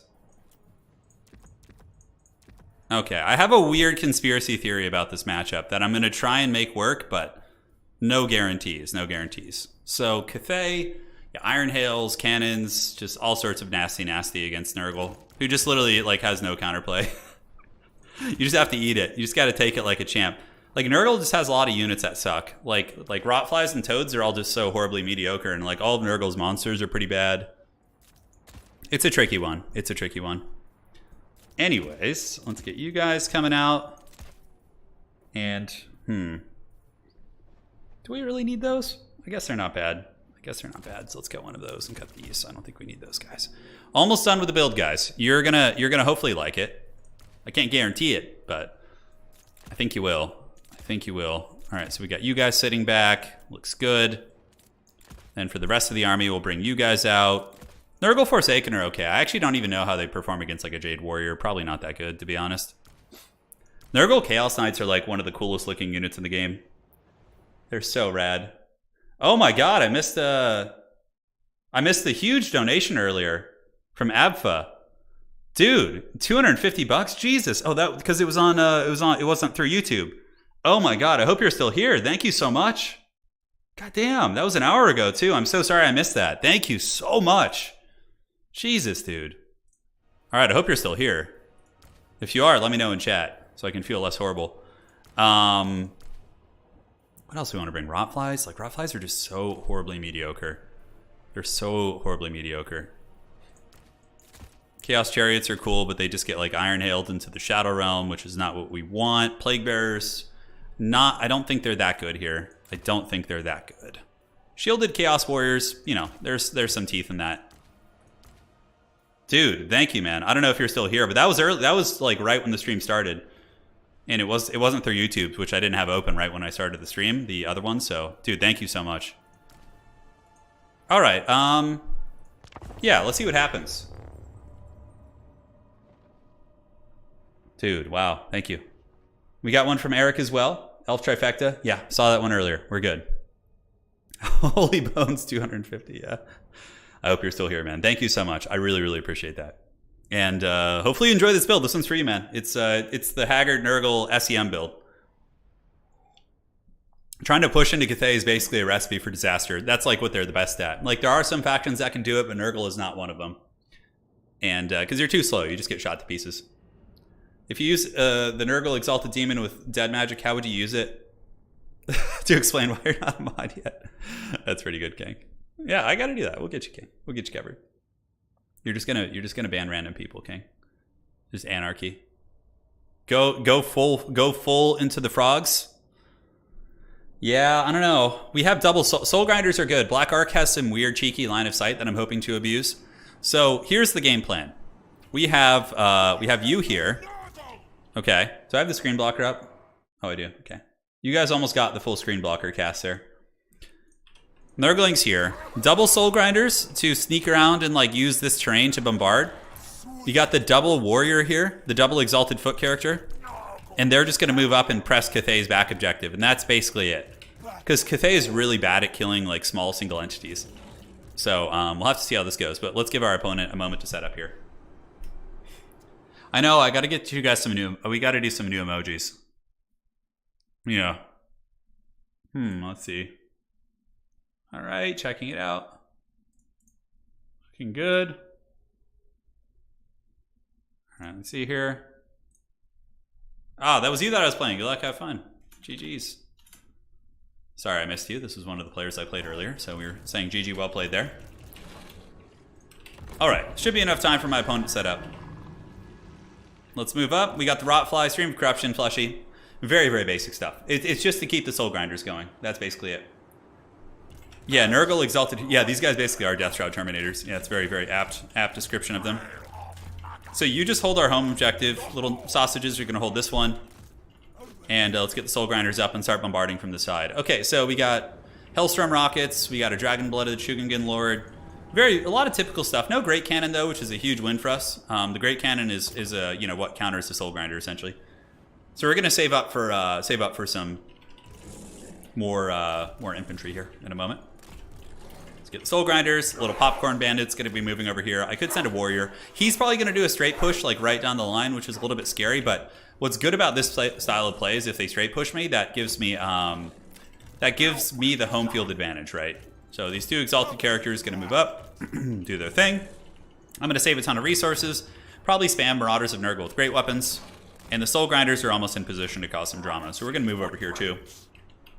There are little sausages. Look at these little guys. Some rolling little popcorn monsters.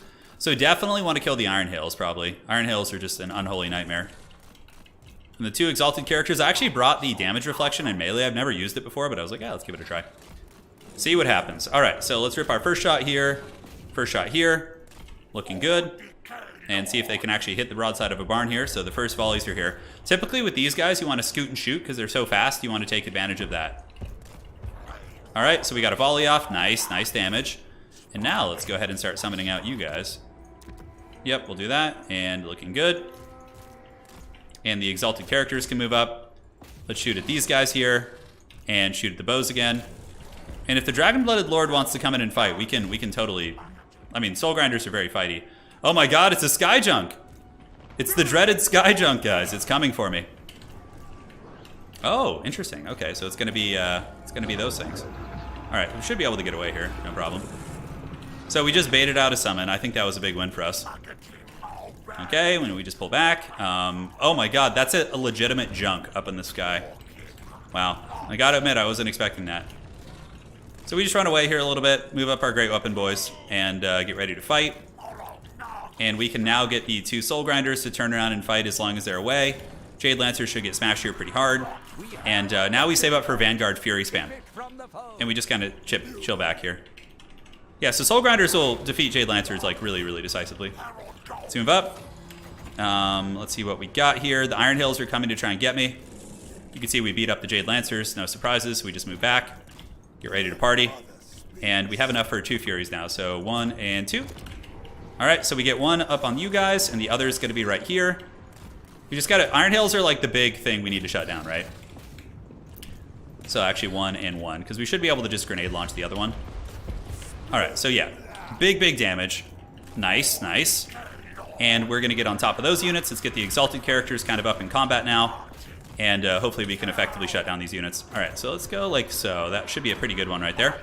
Hitting both of those guys. Jade Lancer still being pursued. And now we have the Great Weapon boys moving up. So move up, move up, move up. And you can attack here. Pull you guys back. And let's get these Chaos Warriors going down here. Oh, those Iron Hills still not offline. Wow. Need to get on top of those if we can. So Furies are trying. Exalted characters are now in the business. Soul Grinders are back, so let's start ripping some shots here. And we can also get a Fury to go downtown and go and try and sneak and get that artillery piece, which would be very nice for us to get. Marauders with great weapons, Marauders with great weapons, Marauders with great weapons move up. And good. So those Iron Hills have been shut down. Let's go ahead and get you going like so. Should do some big damage to those guys. Nice. Ooh, that was a good cast right there, man. That was a money one. All right. So Fire Rain Rocket being shut down here is going to be good. Let's just keep moving away from that if we can. Chaos Warriors are chilling, and uh-oh, that's a that, ladies and gentlemen, is a Terracotta Sentinel coming on the other side. Okay, it's about to get real here. All right, let's get some horsemen. Move up. Shut down the Cathay push here. He's trying to summon some Ancestral Warriors on me, which we just kite. We just run from those. And the 2 Exalted Boys are still causing a lot of problems. Good, Anakin, good. The only problem is we're going to probably lose this side. But we are even value trading with Cathay, which is a big win, I would say. A big win. Okay, we got these guys away. Let's start bombarding again into the crossbows. And those warriors are just kind of chilling. So let's move back here. You guys move in and fight. The 2 Exalted characters just causing problems wherever they go. And now we can move back there. So, yeah, we're going to lose this side point most likely. What I can do is get a throwing axe to just go start like value trading here and just pull back that Nurgling. And if this character wants to fight, I'm actually down to party because we have good healing actually. Did that guy just shoot a laser beam? Okay, these guys will be disappearing in 6 seconds. So we can go in and actually use the slow here as well and maybe get a kill on the Lord if there's a little bit of greed going down there. All right, good. So the backfield's been punished. Horsemen, and you guys jump here. Exalted characters are winning their fights. Wait, was that 6? Oh, 21 seconds. I still think we stay the course. I still think we stay the course. Let's use the AoE heal there. All right, some Marauder Horsemen going after the big Sentinel. Let's just kind of keep pulling back, force my opponent to overextend potentially. We have time. We have plenty of time. Talons of the Knight's going to do nothing here. So let's move up. And the Exalted characters just bumping and grinding. Horsemen causing problems. And let's get another Fury here to go shut down these guns. All right, the Dragon-Blooded Lord managed to get away. I don't know how it escaped. It's very slippery. So now we just start bombarding into these guys again and get the Rotfly to start working on this guy junk here. All right, warriors move up, and looks like the Nurglings are here. Let's have the Nurglings attack here. Just kind of circle around and use the Nurglings as a little bit of a buffer. And maybe we'll be able to get the kill there eventually. All right, yep, Fire Rain Rocket Crew's trying to come back. We don't want that. We have the great weapons here. Let's move them back across. And the Nurglings are just being the little popcorn bandits that we all know and love. And we can start sending up some Marauders here to pressure that point. And yeah, I think my opponent's running out of steam in the push. Cathay definitely is not at its strongest when it's having to push like this. They want to be defending. So this is good for ye old Nurgle. All right, so moving up, let's drop some shots downtown. The 2 Exalted Heroes, you know, slowly killing Jade Warriors. It's not a glorious job, but it's a job that needs to be done. All right, let's countercharge here and finish them off. And the Rotfly character slowly working down this thing. We have healing. Let's go ahead and heal these Chaos Warriors. You go here. You guys move up. Big shutdown here. Now we move over to the point. I think this game's over. Yeah, I think it's over. We just have too much left on the field. We got the 2 Exalted characters who are just cackling, and it's looking pretty grim for them.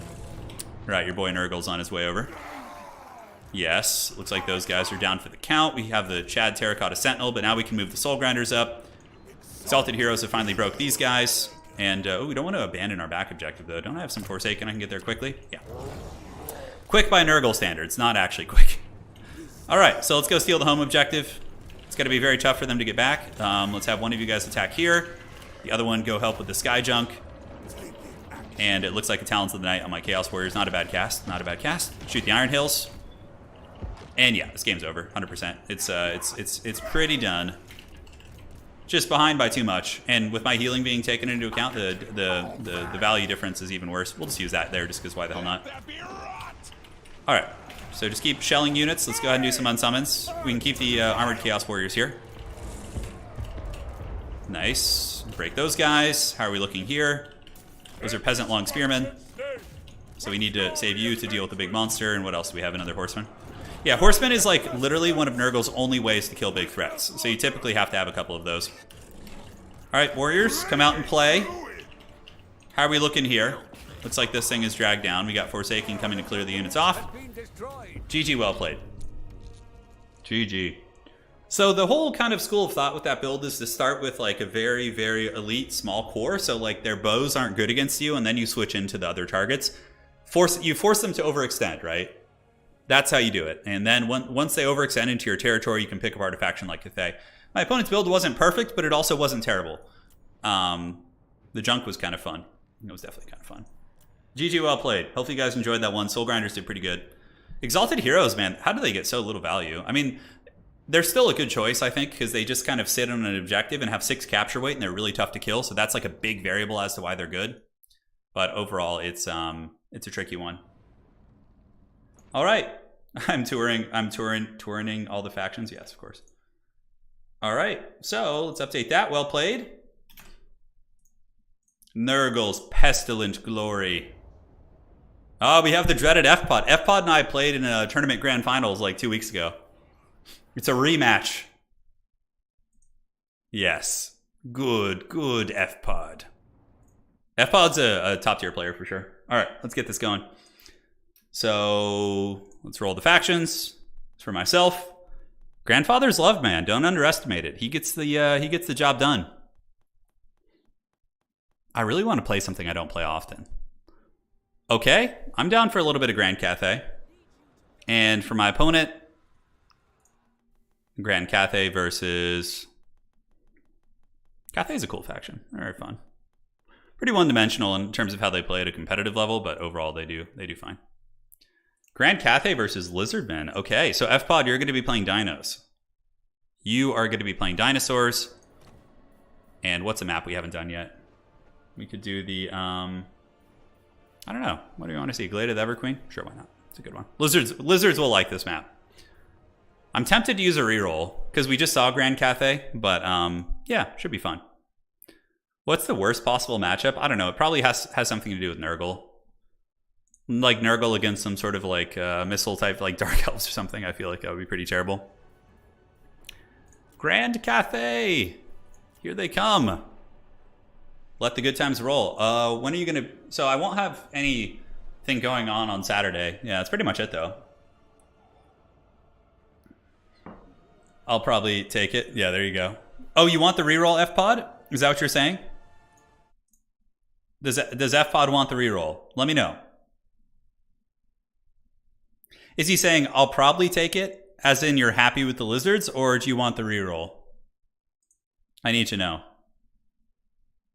This is a rough matchup for Cathay. I would imagine so. Probably Slanesh versus Dwarves. Dwarves have been doing okay, apparently, in that matchup lately. I don't know how, but yeah, kind of interesting. So waiting to see FPOD's response, and then I will proceed from there. Are you sure you don't want to reroll out of this good matchup? All right, so let's see what we got here. Let me keep the lizards. Oh yeah, you're a lizard enjoyer, aren't you? So we're gonna do something cool. Actually, it's not. It'll probably be fairly standard, but you guys get the picture. Okay. All right, looking good. Get this and this.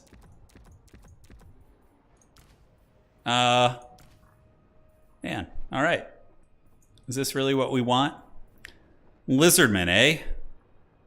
The dreaded lizards. So we can cut that, we can cut that. Cut you. Let's have some fun, man. It's gonna be a good one. You guys are gonna love every second of this, I can assure you. So what do we bring for the rest of the army? Probably, man, I feel like the Lizardmen just dominate the cavalry game so hard. Like, you just get wrecked. Iron Hails are probably good. I feel like you want Iron Hails. T-Rex incoming. Yeah, maybe there could be a little bit of T-Rex action. I'm not sure. We'll have to see. We'll have to see, my friends. All right, so let's do this. Let's do that. How much money do you cost? A bit out of my budget. Yeah, I think those are the right spells.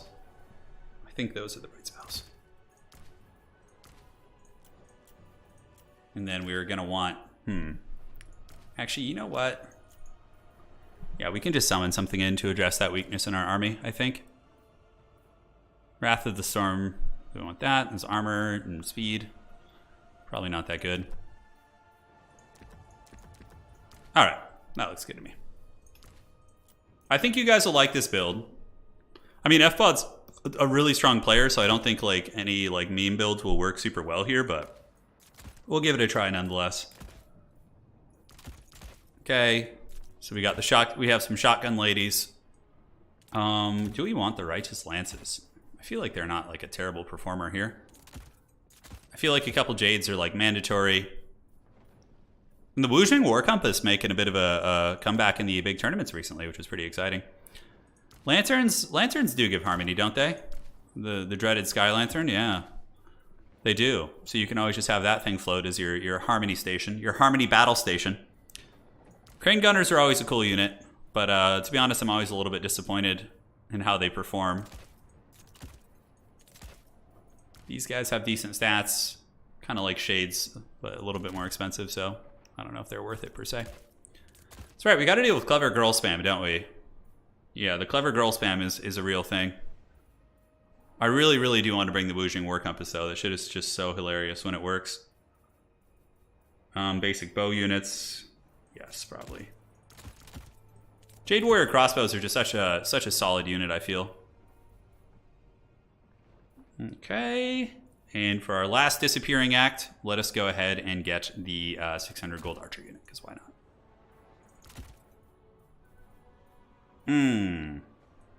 Tricky, tricky. This is a tricky one, guys. I can't decide. Perfect spend. We got it, baby. Let's go. Lizardmen control the skies, or do they? Or do they? We will find out on today's episode as we load into the army. This is yet again another very strange army, which it could make to work. Question in chat. Does anyone know if you can matchmake in total tavern maps if both people are searching and have the mod on? No, but there is a mod for that I think somebody in our Discord is working on. So yeah. If we could maybe incorporate that mod into the Total Tavern Tournament map pack, I'll talk to Waka about it. Waka is who manages our map pack mod. So we'll see. It's so troll that it lets you queue on ladder with no warning when you have mods on. It's true. You sit there for like 15 minutes. You're like, man, this game's dead. Nobody's playing. It's pretty hilarious. Yeah. It looks like Medley says we're working at it. That's good. I'm glad to hear it. All right, so we have a very elite build because it's fun, and I don't know if it's good, but we're here for a good time. We've already gotten 4 games, and I'd like to cast some games too, so I'm not going to throw it, but I'm bringing some wild shit. We got Mass Temple Guard, not Temple Guard, well, Celestial Temple Guard, basically, right? All right, so we get you guys. You want the formation. I figure they're okay, and we got the big Jolly Green Giant here. And Miao Yang as well. And this guy's going to hold our back objective, basically. And that's it. Not much, not much. Yeah, FPOD would have to bring the Quaddle, obviously. Cathay doesn't have access to the Quaddle unit, so. Alright, guys, here it comes. The Dreaded Legion. The Jolly Green Giant. The Green Guardian. It's a cool name. He reflects missiles, so I mean, if there's like salamanders or chameleon skinks shooting at him, he can definitely cause some havoc. Celestial Dragon Guard are a pretty cool unit. And they'll of course be getting Earthbloods and Regrowths, and I think I just brought Regrowth, so. It might work, I don't know. If FPOD, oh my god, FPOD has an 18 stack, Jesus. That is insane. That is so many units. Turin with the tall builds today. Yeah, we're playing more elite builds today, which have been working out for us so far. We've played some strong opponents and some mid-level opponents as well, and it's done pretty good. All right, tic-tac-toe, let's see what you got, homie. Let's move up. So Cathay is on the run. Celestial Dragon Guard here. What does the build look like? Red Crested Skinks. Yeah, just all that sort of good stuff, which is fun. Let's go ahead and get some crossbows moving up to give us some harmony. And yeah, they just need to hang with our main army for the harmony bonus. So the Jolly Green Giant stands at the ready, man. Ready to defend. The Red Crested Skink should trade pretty well into us, unfortunately. That's one of the downsides of our build, I suppose. We will get some, probably some crossbows to that side objective too. So we'll probably grab some of those guys and send them over here when we can. But the Jolly Green Giant is on its way, and that is a lot of cohorts. What's crazy about the cohorts is they have like ludicrous capture weight. It's just like, they hold very well. All right, let's get some Jades up. We probably just need bodies on this point, to be honest. All right, let's get you. Let's get you. And we do have a big terror-causing monster and Miao Yang, so that's pretty nice. Let's just go Dragon Form right away. Let's go, baby. Here she goes. So cool. That's like one of the coolest things in the game. The Dragon transformations are so badass. All right, so we're moving up. And we have access to some peasant horsemen here who could do a little bit of cycle charging, I suppose. Let's grab a couple of them in the trees. Won't hurt. Miao Ying's on her way over. Jolly Green Giant, and we're just going to be fighting over this objective. It's going to take a while, but I think we have some chances. We want to leave 2 on this point at like all times because my opponent could easily just come in and try and steal those. It is going to be Colossadon Hunters, so we have some anti-large, which is scary. Miao Ying's probably going to have to land on the ground and kind of hang out with her halberds because fighting those is going to be very frightening. And let's move up on the point. Yeah, screw it. Is my opponent going to like pull a little switch, a quick move here and go for the side point? Maybe. All right, let's run these guys down. Take a freebie where we can. Move up on the point, and you guys can go here. You guys go here. And Miao Ying stands at the ready. And it looks like it's going to be a little switcheroo on this objective. Granted, I do have some good, elite units back here, so could be much worse. Let's get some crossbows moving up. Crossbows up coming here for the harmony. And Jolly Green Giant start smashing. Go, go. Miao Ying's just going to land on the ground. And let's pull you guys back. And cool. So she's just going to chill on the ground, and that's what we do. We just hang out.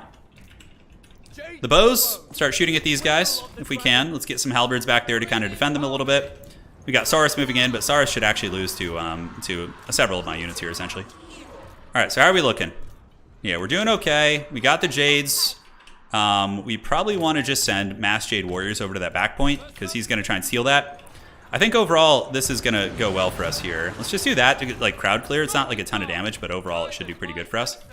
And we can go ahead and charge these red-crested skinks. Not a bad cast. I am bunched up here in a very Bronzodia fashion, so that's going to hurt pretty bad if I don't dodge it with at least one. Okay, so we do manage to dodge it for the most part. Yeah, get some good damage. Well played. All right, so you guys move this way.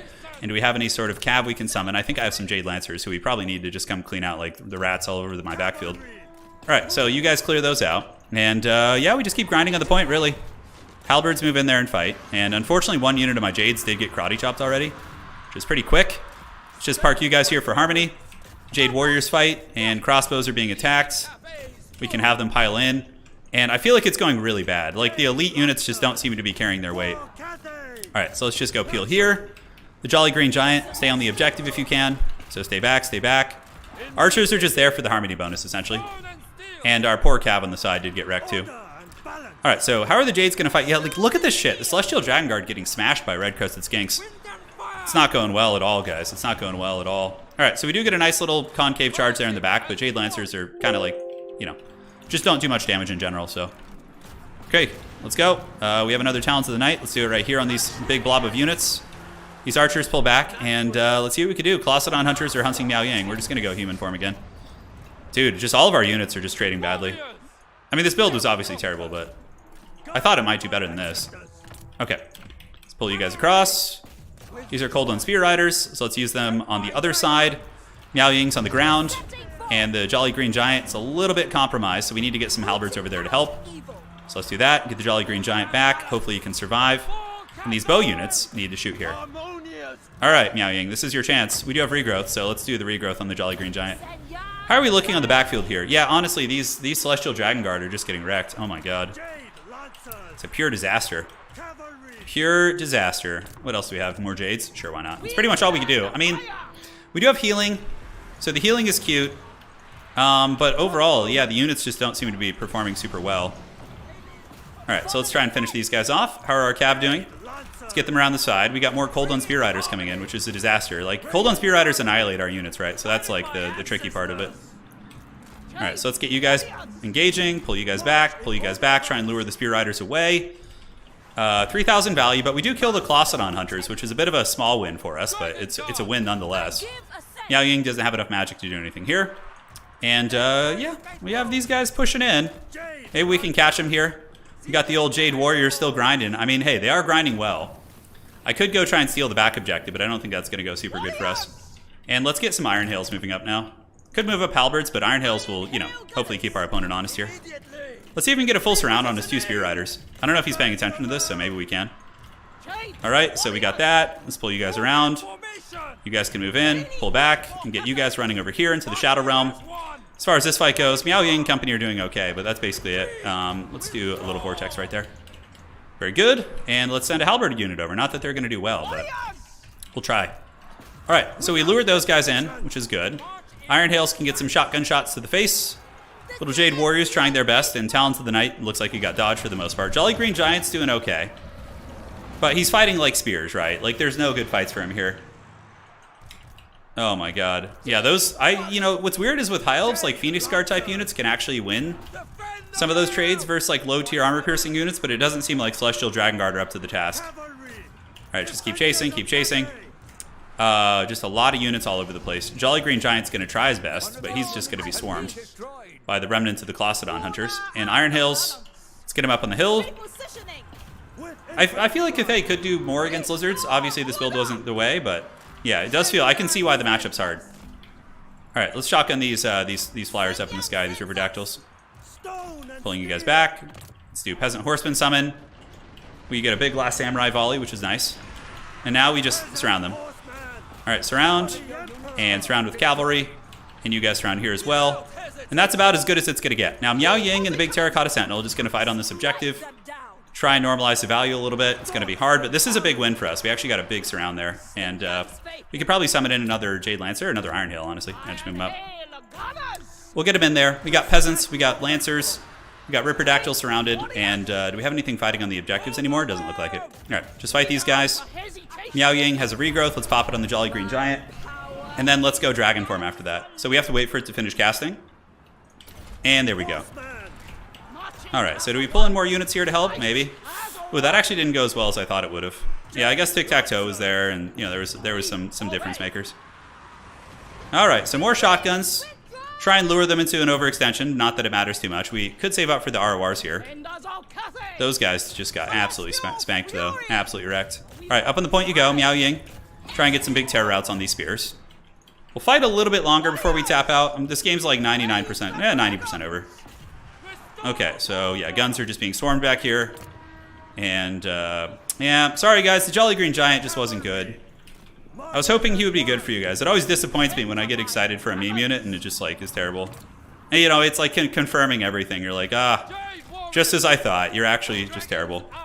Alright, so Terracotta Sentinel and company still grinding on the point. Is there any thefts I could do on the back objective? I legit don't think so. So guns being routed off. Let's get these warriors up on the point, up on the point. Jade Warriors are a very good unit. They definitely do some work. Alright, let's get the RORs out, see if they can maybe help us control the side point. Oh, that was brutal. Oh my god, you see that halberd just get absolutely smashed there? Jeez. Absolute beatdown. Well, you know, Cathay's playstyle is pretty, like, one-dimensional. You know, like, formations of bows and warriors. And it's just a shame that the other playstyles aren't, like, as viable, you know? Maybe in other matchups they are. Like, but I actually, you know, on that note, I don't think I've seen Cathay, like, have an effective, like, non-rank-and-file build. Like, I can't remember the last time that's been viable. Like, when the game first came out, you would sometimes see terracotta cheese builds, but that's when armies started with, like, 4,800 value. Yeah. Oh, I know how to play Cathay properly. I definitely do. Like, it's not very hard. It's pretty straightforward. But, you know, I was hoping this playstyle would work. All right, so yeah, those guys just get crushed. GG, well played. FPod's a great player. You know, he's gonna make you see the flaws in anything. Brutal, brutal. All right, guys. Uncle for Uncle all over again. Not quite as bad as Uncle for Uncle. But just the Red Crested Skinks crushing your elite units. Like, absolutely crushing. They trade upwards so hard into these guys. Whereas Jade Warriors seem to do okay. They probably got better value. Let's see. Yeah, a little something like that. So I'm going to have to rehost. So let me message FPod here. FPod, I will need to rehost. Get ready to join. He says, LOL, nice build. Yeah, it was pretty bad. Yeah, the terracotta cheese isn't good anymore. It was when the game first came out. But again, against lizards, if you were really serious, you would do something like this. So for anybody who wants to see like a true build, that would probably work fine. You could even go with Dragon's Breath and Jade Shield if you want to like breath attack down those hordes of skinks. All right, Jade Amulet, you can cut this. You're going to get that.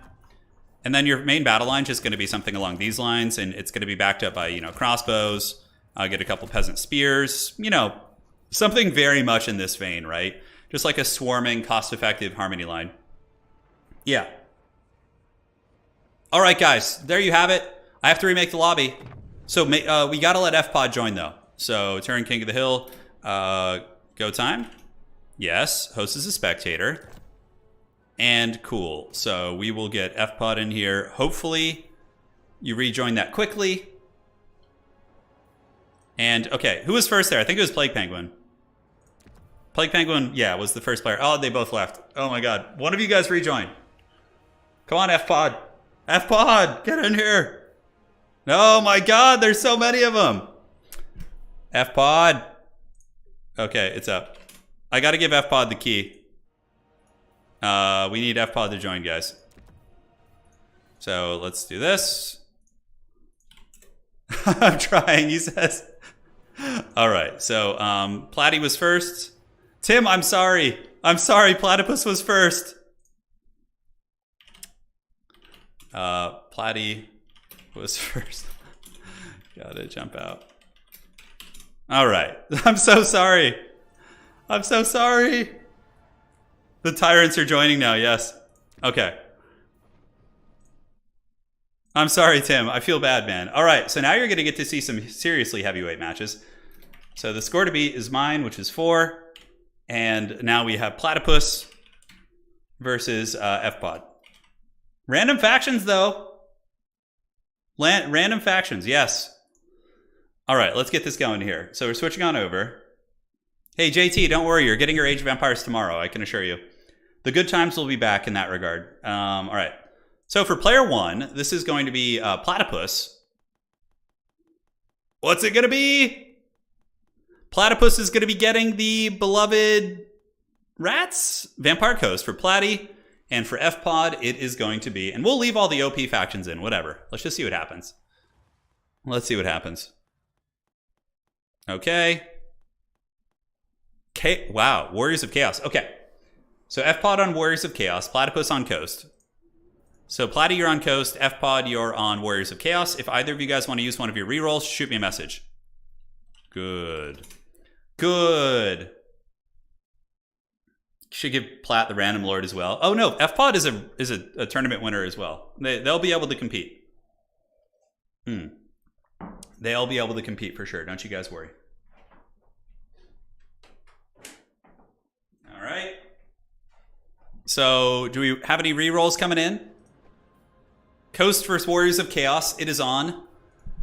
And we are on the Needle Mist Isle, which is a really cool map. I just realized that Sigvalzi... Yeah, he's got an emote. You know what's really interesting about Sigvald, what I find really hilarious, is if you look... So Games Workshop remade Sigvald's model for Age of Sigmar, okay? And like, if you look at the Christmas and like the really like, you know, child-friendly marketing material for Games Workshop, they often use Sigvald like painting miniatures. And I'm like, he's literally the most vile, degenerate character in lore that you could possibly have. And you're using him in like the kid-friendly ads. It's hilarious. No, Platy, you play whoever you want, dude. Any lord is fine. Any lord. You just choose if you want to reroll. No, any lord you want. Any lord. I'll type it here because there's like I have like a 20 second delay. Yeah. Okay. Any lord you want. All hail the mighty. No random lords because it's already an unfair matchup, so it's gonna, yeah, it's gonna be wild. I'm curious what they'll bring. I kind of want to take a peek. I mean, it's such a casual stream. Would they really be stream sniping? Anyways. He's got... Yeah, the AOS Sigvald? Yeah. Sounds peak Slanesh to me. Yeah, that's true. It is true. Using Sigvald for ads is like how the boys made Homelander the poster child. Yeah, no, that's very apt. That's a very good analogy, Lich109. Legendary Lords Tournament? I don't know. I got to do that. There's so many events I want to hold. The next one I'm going to hold is probably a faction war. I think I might even do one on Friday, like a Christmas faction war, just like short notice. It would be land battles, of course, because land battle domination just would take like 8 hours. And even though I can cast for a long time, solo cast, it's like, it's not pleasant when you've been casting, like solo casting with, you know, high energy for like 6 hours. And, you know, your voice and everything starts to hurt. Yeah, Cody, there you go. Isn't Sigvald an auto pick for Chaos? He's really good, especially against Coast. He's not auto pick. Archaon's really good. Bellacor's really good. Festus isn't bad. We saw Festus in the World Championship that we had this last weekend, so yeah. F-Pod's a really strong player. Very, very strong. All right, so what's it going to be? Will there be more head-to-head? I love those. Yeah, there will be, of course. I love head-to-head campaigns. They're so much fun. How long have you been streaming for? Shit, 2 hours. So after this, whoever wins this one, will have the opportunity to beat my score. Yes, that's going to be the game plan. Oh my god, that writing it's like the Zoolander. It's like is this a school for ants? God, you guys remember how good the original Zoolander movie is? What is this, a school for ants? God, I love it. It's just so stupid. And like the whole Blue Steel thing at the end when he saves the Prime Minister is so haggard. I just like... The early 2000s comedies were so good. Like all those Will Ferrell like type comedy movies. Anchorman. Like the new Anchorman 2 was like... It wasn't as good as the original, but it was still really good. It was fun. Like remember when they have the news team fight in the park? And Brick just shows up with like a gun from the future. And I think my favorite moment in that whole scene is when you get the History Channel showing up. And Liam Neeson is like the head of the History Channel, remember? And then the Channel 5 news team is like, is that the ghost of Stonewall Jackson? and then Liam Neeson's like, yes, and the mighty Minotaur. And then there's just like a Minotaur next to him. It's so stupid. Oh my god. It's so freaking good, dude. It just makes me cry. I love Scary Movie. Scary Movie, like, to this day makes me laugh. It's so terrible, but so funny. The ghost of Stonewall Jackson. I love it when he's, like, stealing the soul of, like, one of the other guys in the battle. It's so stupid, dude. No touching of the hair or face. And then the Canadian team is, like, with the hockey sticks. Or Jim Carrey has, like, he has like a roller or an ice skate as his weapon and he's like sharpening the blade on it. It's so dumb. Getting me in the mood to watch Anchorman. That one scene alone makes it worth it. And one of the other like best moments in Anchorman 2 is like when Will Ferrell's about to be killed by the Canadian news team. The stepdad comes in and uses his like psychic powers to like stop the object from like hitting him. And he's like, I knew you had mind control powers because he's like a therapist or something. It's so stupid. It's so stupid. Oh my god. Oh yeah, White Chicks is a classic movie. It's a classic, dude. That's so funny. Yeah, it's hilarious. Yeah, Blasty was. Yeah, he did some voice acting for those, if I'm not mistaken. All right, guys, let's take a look.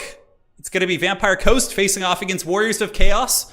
The ultimate sweat battle. It just happened to happen here. It wasn't like they picked this, so you can't blame the players for picking the sweat here. It just kind of naturally occurred and it's happened, and you know, it is what it is.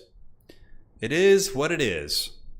So for the Coast Army, Solastra, probably going to be the unsummoned cheese, where you just summon the Knights Errant and then chain unsummon her and bring her back, and you're just getting a 600-700 gold ethereal ghost unit, which is very strong for, you know, a cheap price point. It's a pretty good tactic. You probably saw it on the channel the other day. Or she could be on the crab, like a big anti-infantry character. But based on the size of the army, let me do some quick math. Okay, she might actually be on the crab. It's a little bit close. Bombers to kill infantry, deckhand mobs to tank. What's not to love? And it looks like the players had a desync. It's fine. So we'll just don't join the lobby, please. Let these guys rejoin. Creative Assembly, please. Can we get functioning multiplayer, please? I beg you. All right, so just rejoin, same guys. It shouldn't happen again. It only happens once. That weird bug, and then it gets in there and Needleman style. So same guys join, please, and we'll get it going again. Yeah, I hope it's on the crab mount. I do. So FPod and rejoin, please. Looks good. All right. And outstanding. Looks like we're all set. I'll shoot a DM to them just to make it a little bit easier to get back in. Platy. And then we have FPod. All right. So they'll be back in a second. Yeah, there's so many just haggard things with Total War multiplayer. It makes me so sad that we've had this game since 2016 and like, we legit just don't even have a chat in multiplayer lobbies. Like, come on. How hard of a feature is that to institute? Like, it's such an essential feature. No chat, we have like desyncing lobbies, so it's like, oh my god, it drives me wild sometimes. And you know, I was kind of just used to it. And then Age of Empires came out, and like Age of Empires doesn't necessarily have the best system either for spectating, but like at least it's stable, you know? And it's not peer-to-peer connections. You know what I'm saying? All right, let's see here. Sorry, we're waiting for the other two players to rejoin. Their game's probably crashed, so they should be back in. All right, rejoin. Same armies. Same armies. My brain is just not working right now. Okay, looks good, and let's get you. All right. So it should work this time around. We shouldn't have any problems. 60% of the time it works every time. That should be like Total War multiplayer slogan. It's like 60% of the time you'll load every time. It's like, hell yeah, baby. Didn't the old... Well, Total War Warhammer 2 had a chat room, but Creative Assembly got rid of it in Game 3. Yeah. Obviously probably spurred on by, you know, events around the world and whatnot, but I don't know, man. It's just like, give me the early 2000s Call of Duty chat. Dude, I remember playing Xbox Live like in high school when I was like maybe 15, 14. And some of the most vulgar, horrific things ever were said on those voice chats, like said to me. Because I had never like really heard that kind of language before. And going from that to just hearing like adults just saying the most vulgar shit, I was like, it was a pretty like jarring experience. I remember it like, oh my God, this is crazy. Looks like FPOD is ready. FPOD's army was very straightforward, so we're loading in again. Age of Empires is super fun. It's super, super fun. So is Total War. Total War just has a couple haggard things they need to iron out, but I don't think it'll ever happen. Yeah, can we get chat, please? It's almost like Total War Warhammer was a single player game to CA. Oh, it is, 100%. It is 100%.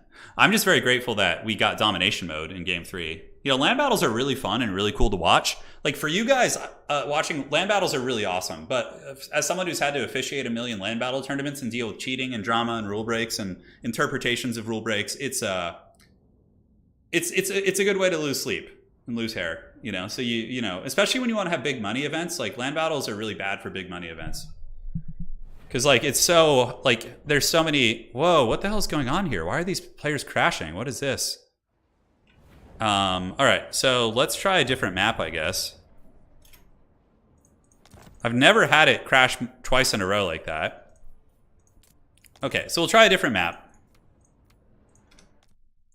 Okay, we'll try a different map. And we'll try... FPOD says, I don't know if my build makes it obvious. I don't know much about warriors. We will do a diff map. All right, so let's get those two champions back in there, and we'll just do a different map.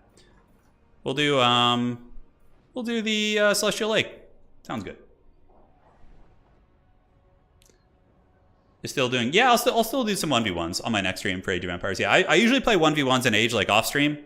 I just play them on my own time, and that's kind of been the jam, but yeah, we'll see. All right, sorry, bud. We gotta make room for the individual who's the king of the hill at the moment. Yeah, no, Land Battles has like a really cool aesthetic viewing thing about it. Like if you get two players who are playing, you know, more or less casually or friendly, and the Land Battles can be really fun. But as soon as money gets involved and you have like actual kind of esports style events, it just becomes a shit show, you know? Like the last World Championship, we had a ton of rule breaks issues, and you had to have like whole teams of referees to, you know, with their subjective judgment on these things, right? Like, so several referees might have made a different call. Yeah, which is pretty troll. Hey, darling. Is Fifi getting mad out there? I don't know, someone's knocking on the doors. Oh, really? Thank you, darling. The wife brought me some tea to help me get through the stream. We're on the Celestial Lake. Imagine a Warhammer 40k game styled after AoE. I totally think that would be fine. My theory is that the game doesn't update the map pack the same for everyone when I update it, hence you get desync sometimes. No worries, Wacka. Dude, I appreciate you doing the map pack in general, dude. Don't you stress it. Don't you stress it. We'll see. We'll see what happens. FPOD played fine, so what we could do is we could have Platypus close the game and re-update the map pack. Worst case. And we'll see if that fixes it as well. Domination made Total War PvP seem interesting to me. Yeah, no, it's for sure. It's just a... Yeah, okay. So it was just on Needle Mist, which is interesting. So maybe something to look at. But again, shout out to you, Wacka, and all the great map makers. I can't tell you like how much better the game has been made just by your effort, like the efforts of the map making team. Because if we just had to keep grinding on Black Ark and Itza, and that was all we had, like up until this point, we haven't gotten any new maps from Creative Assembly. Like, and most of the maps we have from them are terrible. So, like, dude, imagine how much more bland the game would be. It would just be so bland. But, yeah, thankfully, you know, we have a huge second life. And I'm actually planning on hosting in the New Year's another map-making contest in January. So I'll have news about that. I'm just a little bit tight on cash in the holidays. So, I'll be able to put up a prize for the tournament in January and whatnot. So, all right, guys, taking a look at the forces here. It's going to be Solastra as a, whoa, just nothing? Is she just a ghost character? So he straight up brought Solastra with maybe just the Knights Errant summon, but I don't see it in the tooltip, which is interesting.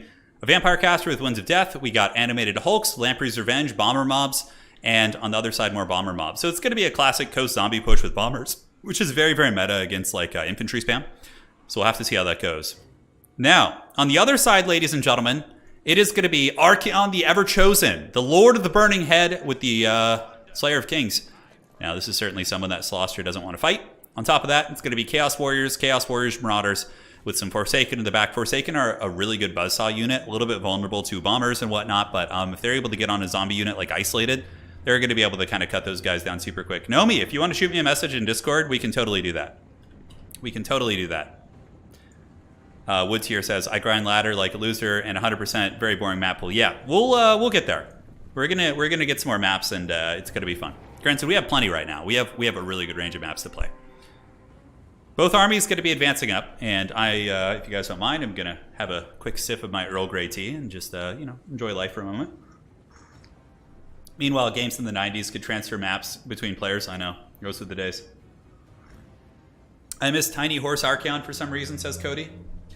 Yeah, Tiny Horse Archaon was amazing. He was truly a gem. But this Archaon's way better. His mass is really scary. Like, on his horse, I think he has over 3,000 mass. Yeah, 3,100, which is insane. I mean, that's really thick. Like, he can move through, like, blobs of infantry, like, no problem. Unless they're, like, super high mass ones, like Dwarves and things like that. So, yeah, we'll see what Archaon does. Burning Head, obviously really good. You just cast it, like, down the line of these, like, zombie mobs and these other units, and you're going to be doing it.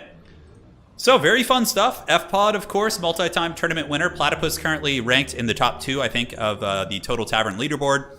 Also got to the top 4 of the most recent World Championship, only losing and getting second place in the tournament to Houseplant.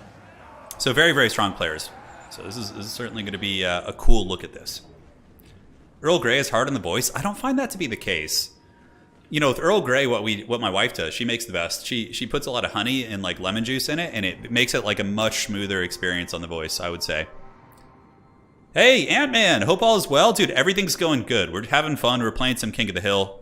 Life is good. So, Javelins throwing downtown, going after the deck droppers here. Looks like the deck dropper is going to be able to pull back. Are these the pistol mobs? It looks like they are the pistol deck droppers, so they just have the little handguns, and they should be able to shoot. How ridiculous of a thing is this? Literally, like, zombies being carried by giant bats with guns. It's just like, only in Warhammer would you see these just incredibly strange units. So Chaos is going to be getting the initial double cap. They got some Forsaken. They got some Forsaken holding the back objective, although Forsaken will get wrecked pretty badly by the animated Hulks. So Chaos is going to have to find a way to try and deal with those, which I don't know what is the best way. I mean, Halberd Warriors, that's the cool thing about general Warriors of Chaos, is they have all the warrior variants, the shields, the halberds, the great weapons. They're not quite as specialized as the god-specific ones, but yeah, generally they can do pretty well for themselves. Yeah, I think Chaos needs to get aggressive, so this is something I was really, really wanting to do all weekend on the World Championship, but we can finally do it here. So Chaos needs to grab these units like so and just go and just push. Oh, that was a good one, dude. That was like perfect form. We can even add some more detail. But that thing needs to move in and really, really just push into the halberds and start getting aggressive. Otherwise, KOTH is just going to defend here, and they're going to get a really concentrated formation push here, which is probably going to be breaking the Warriors of Chaos 100%. So here they come. Zombie Pirate Deckhand mobs. Lamprey's Revenge moving up. Where's Solastra? Is she still on the battlefield? Oh, it looks like Solastra was used as just kind of an unsummoned lord, so that would appear that was the case. It was just a very cheap lord that you unsummon to avoid the lord sniping penalty, which is an okay tactic. I personally think Vampire KOTH has some good lord choices, like Count Noctilus on the battlefield. Solastra on her crab is also decent. Not against Archaon, though. Archaon will absolutely dominate like any of the Vampire KOTH characters and whatnot, so that was a good one. Come on, admit it. That was a good one. That was a really, really solid one. So we get a wild Manticore landing here. So it looks like FPOD is going to be using a Manticore to land in this formation right here. And that Manticore is going to probably get chased back, so it is going to be fleeing the scene. I don't hate that play. It did kind of tar pit some of those units for now. Trolls moving in, and it is going to be basic Chaos Trolls. There's not a whole lot here that's great against them outside of the Halberds, which aren't on top of them at the moment, so maybe the Trolls will be able to kind of take them to Pound Town. We will have to see. And on the other side, multiple units of Forsaken. It looks like they tried to do a little bit of an envelopment, but they were shut down. All of these bats and bomber mobs kind of keeping them honest. But overall, I would say in terms of positional play, maybe it's a little bit better for Platypus. It seems like his formation has remained intact, and most of his units are trading reasonably well. Chaos, of course, getting pinned back here. Their Marauder Horsemen being taken down by the Lamprey's Revenge. And now we see the dreaded Hellstriders of Slaanesh coming out, the most overpowered unit in the game, or at least one of them. And they are going to be moving in and getting their anti-large attacks on the Lamprey's Revenge. Badger Knight, thank you for the 20. Hey, Turin, great job casting the World Championships this weekend, and may Slaanesh bless your Madden arrows. Slaanesh blesses my Madden arrows all day, every day, man. So thank you so much. But I don't hate this. Hellstriders of Slaanesh and Horsemen on top of the Crabs. We see some of the deck droppers up in the sky being taken out, and a burning head attempt able to take out some of the bombers. Overall, Chaos is trading reasonably well. So FPOD currently here sitting at what appears to be 1,300 value, Platypus at 17. So Platy's doing pretty well, but more Hellstriders. This is where it gets really scary when the overpowered Slaanesh Cav get in there with their shields, which means basic shooting isn't good against them. Forsaken also shutting down the bomber mobs. And losing Lamprey's Revenge in the back like this is really, really painful. They're an expensive unit, and they'll do some decent value trading back. Although, yeah, the Hellstriders are getting smashed a little bit, I suppose, but we'll have to see.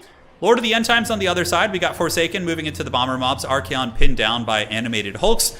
Not necessarily a good situation for him. Not that they'll actually be able to kill him effectively, but because he could be doing more elsewhere. Although, honestly, this army here for Vampire Coast doesn't really have any big targets for Archaon to chase down. So Burning Head really is like his biggest strength, right? So back objective being held by the Warriors of Chaos. Objective 2 being held by the Warriors of Chaos as well. And the Zombie Pirate Gunnery Mob Bomber is doing a good job, but Chaos Warriors are somewhat resilient. They have high armor values and can trade very, very well. So, I think both players are probably playing factions that neither of them played terribly often. Before the game started, FPOD said, I don't really know how to play Warriors of Chaos, but, you know, they're OP, so how hard can it be, essentially? And clearly it's a very, very close game. Platypus has yet to get a second objective, and Platypus does have some healing on the battlefield, though, so you have to take that into account. Now Archaon is going to be getting in there on his Mighty Horse Dorgar, and he is going to be just slicing through some of these guys right here, getting some of that sweet, sweet red going. So, yeah, I mean, he's got good splash attacks, too. Archaon's not a terrible crowd-clearing character. He's not, like, amazing, but, you know, not bad. Warriors on this side trading very well. Forsaken and Marauders cutting through the undead. The bomber mobs are trapped in melee combat. Animated Hulks doing their best, but Animated Hulks themselves only have like 20 melee defense. Yeah, it's like 24. So even like basic infantry units can do quite a bit against them. And honestly, it looks like the Warriors of Chaos are holding up here on this side of the battlefield if we look this way. This whole engagement's going very well for Warriors of Chaos. Whereas here, it's going slightly better for Coast. But the problem is that this is near the fast reinforcements of Chaos, right? So they're going to be able to get Hounds out. They're going to be able to get, you know, Hellstriders. All that very, very scary stuff. And now the Chaos Troll Toll is in here, backed up by Hounds. I actually don't hate this combo. It's kind of like an infantry substitute. The Hounds will kind of absorb the halberd shots, while the Trolls get their big kind of Pound Town, Danny DeVito beatdown going on these guys. So here you can see the Zombie Pirate Deck and mobs are getting mulched. And wow, look at that micro. So he gets the Hounds through the opening and then rear charges and rear surrounds that unit. That was a really, really good play. FPOD playing like, I don't know, whatever an FPOD is, possessed today. As more Hell Scourge is going to be coming out, and in the backfield we do see Depth Guard coming. I do like the Depth Guard pick. I think more Depth Guard earlier could have made a big difference, but this is looking a little bit tough for the Platypus guys, as the Vampire Fleet Captain is now going to get hunted down by Archaon. That is like a nightmare scenario. Archaon, this game, needs to just have a laser focus and kill that character. Slayer of Kings is currently active, but FPOD needs to grab Archaon the Everchosen. Look at that damage. Huge burst damage on the Vampire Fleet Captain. Honestly, a couple attacks away from dying. Oh my god! Archaon is like three-shotting this character. He is such a raid boss. As he moves in, the Vampire Fleet Captain is crumbling. Invocation is going to be going down, but those Hell Scourge is getting a lot of work in. But I think if FPOD manages to kill the caster, I think that will give the Warriors of Chaos a very, very good fighting chance in this game. Granted, on that same coin, the Vampire Coast was able to steal the back objective from Chaos. Chaos does have a lot of units over here, which, of course, are barely holding onto the point. More Hellstriders of Slaanesh coming out to fight. And the Lord of the End Times has dispatched that caster, I think. Yes, so the caster is gone. Depth Guard will be very strong. Lamprey's Revenge will also be strong, but Archaon is actually reasonably good against both those targets. And now Chaos is going to be swarming in with Trolls all over the place. Currently, Coast does have a double cap, and look at this. Yeah, they hold on to this one. I thought there was going to be some sneakiness. I saw some Hounds lying in the wait, but I think they just routed from earlier. Side objective owned by Warriors of Chaos. Back objective here owned by Yield Vampire Coast, but it looks like there's going to be some Hell Scourges coming in. So here they come as the Scurvy Dogs are going to be paying the ultimate price. Big charge. Force Lanesh. They get in there. Hound's going to melt. These aren't the anti-large variant, but they're a little bit better against like Hound type units. And honestly, like Chaos Warhounds will probably trade into the Halberds incredibly well. And what else you have to take into account, since FPOD is using a Troll Toll build and using a lot of Chaos Trolls, which is actually surprisingly off meta in my opinion, he's got a lot of healing. These Trolls are all healing up, so that's going to be kind of getting even more of a compounding lead here for the Warriors of Chaos. Archaon the Everchosen getting in there, and he is hunting down these giant Krabos, and he is certainly getting some work done, as his big armor-piercing fire damage attacks will, of course, do bonus damage against the crabs, and 22% extra damage, whatever it is, from Archaon, on top of his, like, 500 weapon strength. That is a big damage spike. That's, like, basically, like, another 100 extra weapon strength, right? Warriors of Chaos have got this game in the bag, though. FPOD with a very solid performance. I know he said he doesn't know how to play Warriors of Chaos, but clearly Chaos is not only a strong faction, but he's also a very good player and was able to figure it out very quickly on the fly. So, Depth Guard here, getting grinded down. Archaon's not going to have any problems with those. I wouldn't be surprised to see Platypus tap out here soon. I think that will probably happen. Chaos has adequate defenses here on the side. Coast is more of a formation faction, so when things get a little bit messier against a Brawler faction, it's going to be obviously favoring Chaos. Granted, Coast does get a nice little win here in the center. Depth Guard and Crabs have a little bit of time. Looking at the points, Platypus does have 645. But yeah, Chaos is getting their objectives back. This one's going to be going back to the not the Blood God, to Chaos Undivided, I suppose. Why does every Chaos player use this sub-faction too? There's so many cool sub-factions, and they all use this one. I don't know what it is. I mean, sure, it's a neat one, but I think there's other cool choices out there. So Archaon's value, let's take a look. He's got about 300 kills. Burning Heads on the table. The Lord of the End Times sitting here with about 2,400 value. Killing that Vampire Caster was one of the big momentum shifts. 100%. So somebody in chat saying, yes, the cost of entry to multiplayer is high if you aren't happy with Warhammer. Yes and no. If we're talking like, yeah, campaign is, yeah, it depends. Like the cost of entry, I don't think it's too bad. It depends. I think campaign can be a little bit more expensive, unless you just like playing the same campaigns over and over again. Like if you get Game 3 of Total War Warhammer and get the DLC, the Chaos DLC. So just Game 3 and just the DLC. You're getting 4 really competitive, solid factions with their full range of units. Like as of now, you get Cathay, which is fully fleshed out, and you get Kislev, which is a lower tier faction, but they're still fun to play. So I think it's pretty easy there to get in. But again, if you don't like Chaos factions, I can understand how that like barrier to entry would be a little bit tricky. So it defaults to that one. Yeah, that makes sense. That would explain why everybody picks it. But yeah, Chaos has got it. I think they're up 3,000. Platypus is going to be sending in slow units like, you know, deckhand mobs, but there's no real big difference makers here. He's just kind of spamming out units and hoping to have a successful push. But Chaos with a home field advantage, and these Hellstriders, which need to get in combat here from FPOD, need to get those onto the Crabs. That'd be very strong. Probably will be able to defend this. Archaon is just straight up rampaging. He's just here. He's casting Burning Heads, showing no mercy. And look at this. Chaos actually maneuvering over with a couple of really tattered units and is going to be making their way to the third objective. While we do have some Forsaken holding this back point and holding it down. But in general, Total War Warhammer is a very expensive game to get into, which is a shame. To be completely honest, guys, I actually didn't even know that you needed Game 1 and Game 2 to play Immortal Empires in Game 3. I didn't even know that. That's really stupid. I personally think that if you just have, like, if you have just Game 3, you should be able to play Immortal Empires, but sure, only be allowed to play with the factions that you have, which are the Game 3 factions. But Immortal Empires is the spice of life in this game. Like, other campaigns are fun for a moment, but you really need Immortal Empires. So yeah, it's obviously pretty important. For multiplayer, it's not as much of an issue because, you know, obviously it's a whole different experience, and you don't need to have Game 1 or 2 to play multiplayer in Game 3. But yeah, it's very troll. Chariots coming in, nice pick. I do like the Chaos Chariots. They'll be able to do some substantial damage against the Depth Guard, and the Depth Guard won't be able to fight back terribly efficiently.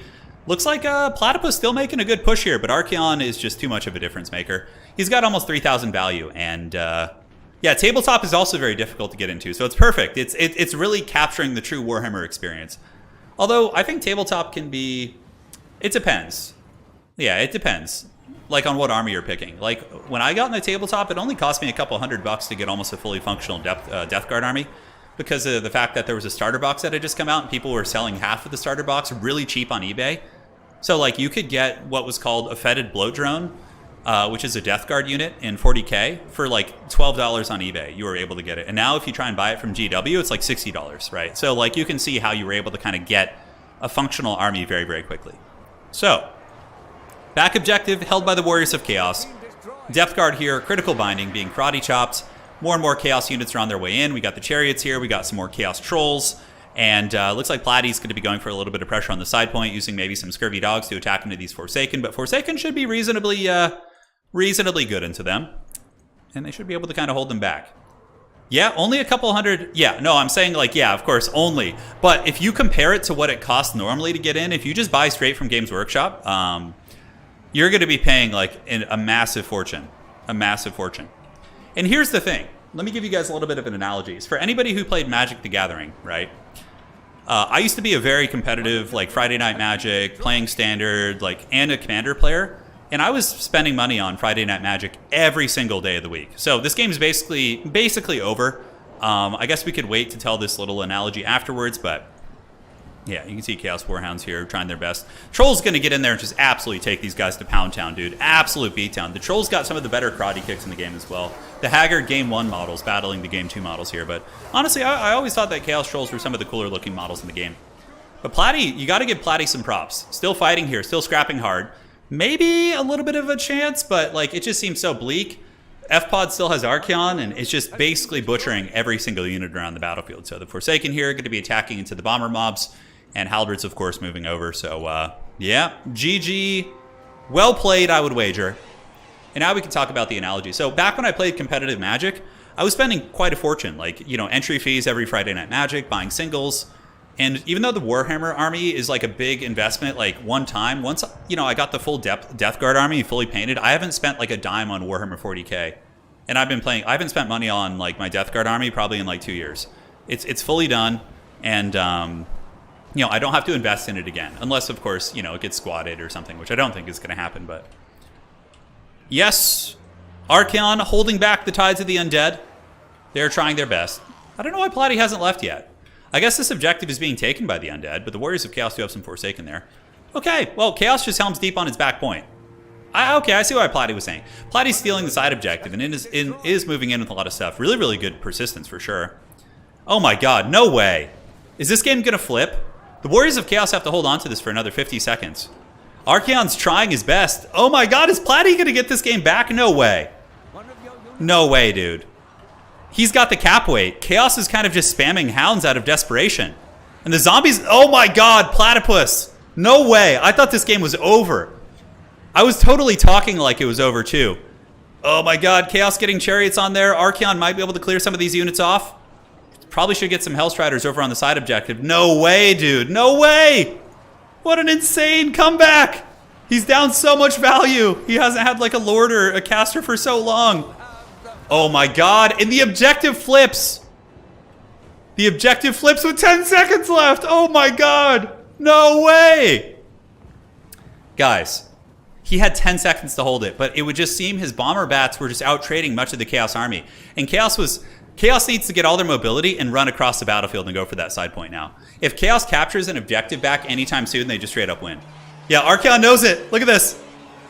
Oh my god. Archeon's moving over to the side point. He's like, give me your objective, precious. And we get a Manscore coming in as well. All the hounds need to maneuver over, so it looks like they're going to be moving fast. And the undead are on their way over as well. I can't believe it. Oh my god, I can't believe it. So Archeon's on his way in. The undead going to be summoning in deckhand mobs, so it's going to take like 10 years for them to get there, so probably not going to be a factor.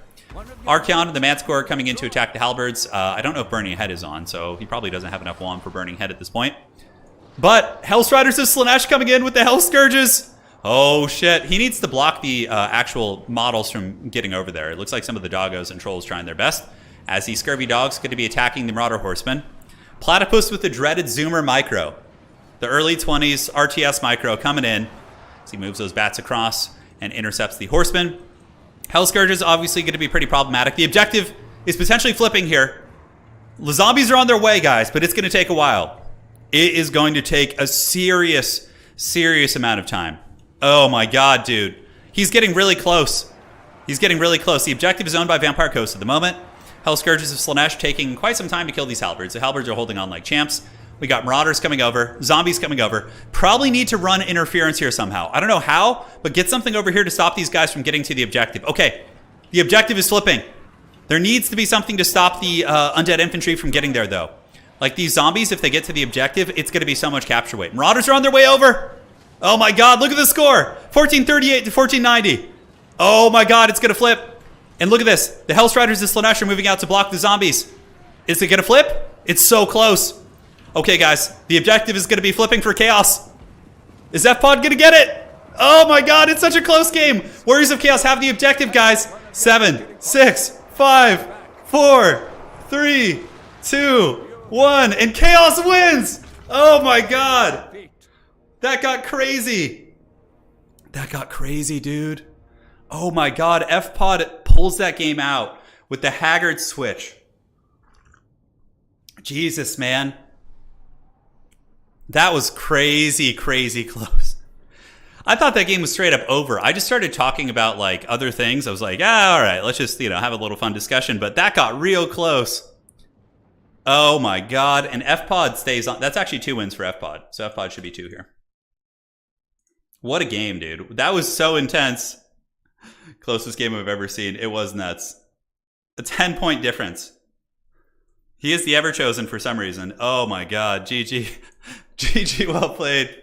FPOD says, holy shit. Dude, FPOD's on a tear today. Giving me the good old karate chop, taking down Platty. Granted, Chaos are favored in that matchup, but even still, it's a good showcase. All right, we got the dreaded sleeping cat here now. We're going to do a meme battle. We're going to do the Dust Bowl. I hope you guys are ready for this. Platypus is just such a good player that he was able to almost come back. That was nuts. That was nuts. No, FPOD totally calculated that one. All right, you guys ready for the Dust Bowl? This map is hilarious. It's just a shooting gallery. Okay. So let's get the army selection screen going. I'm sure FPOD is sweating bullets over there. Imagine if Gunnery Whites had a giant bat mount. That'd be so cool. Like a giant cave bat. Something. I don't know. So this is for player 1. So this is for our top player. So this is going to be for the Sleeping Cat. Sleeping Cat is going to get Tzeentch versus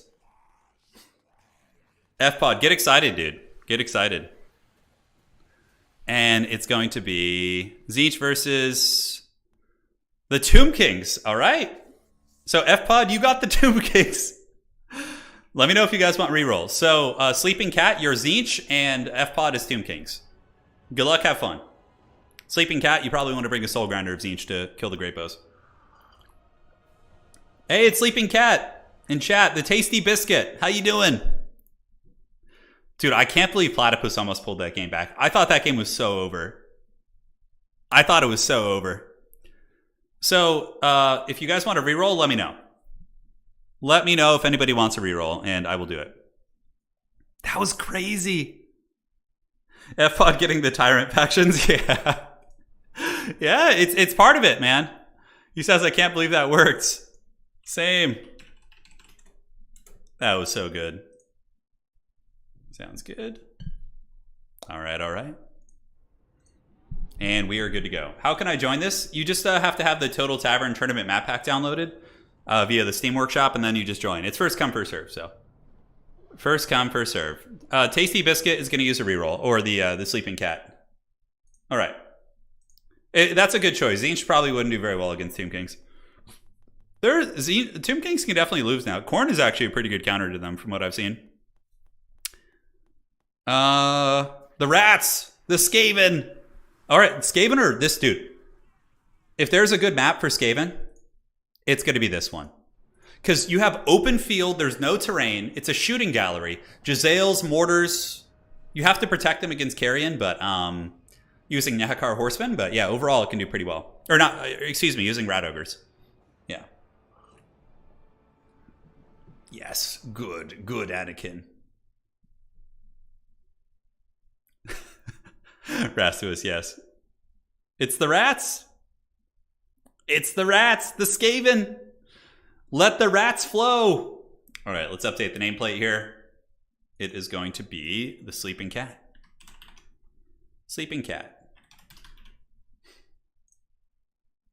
All right. Yeah, definitely the reroll was good.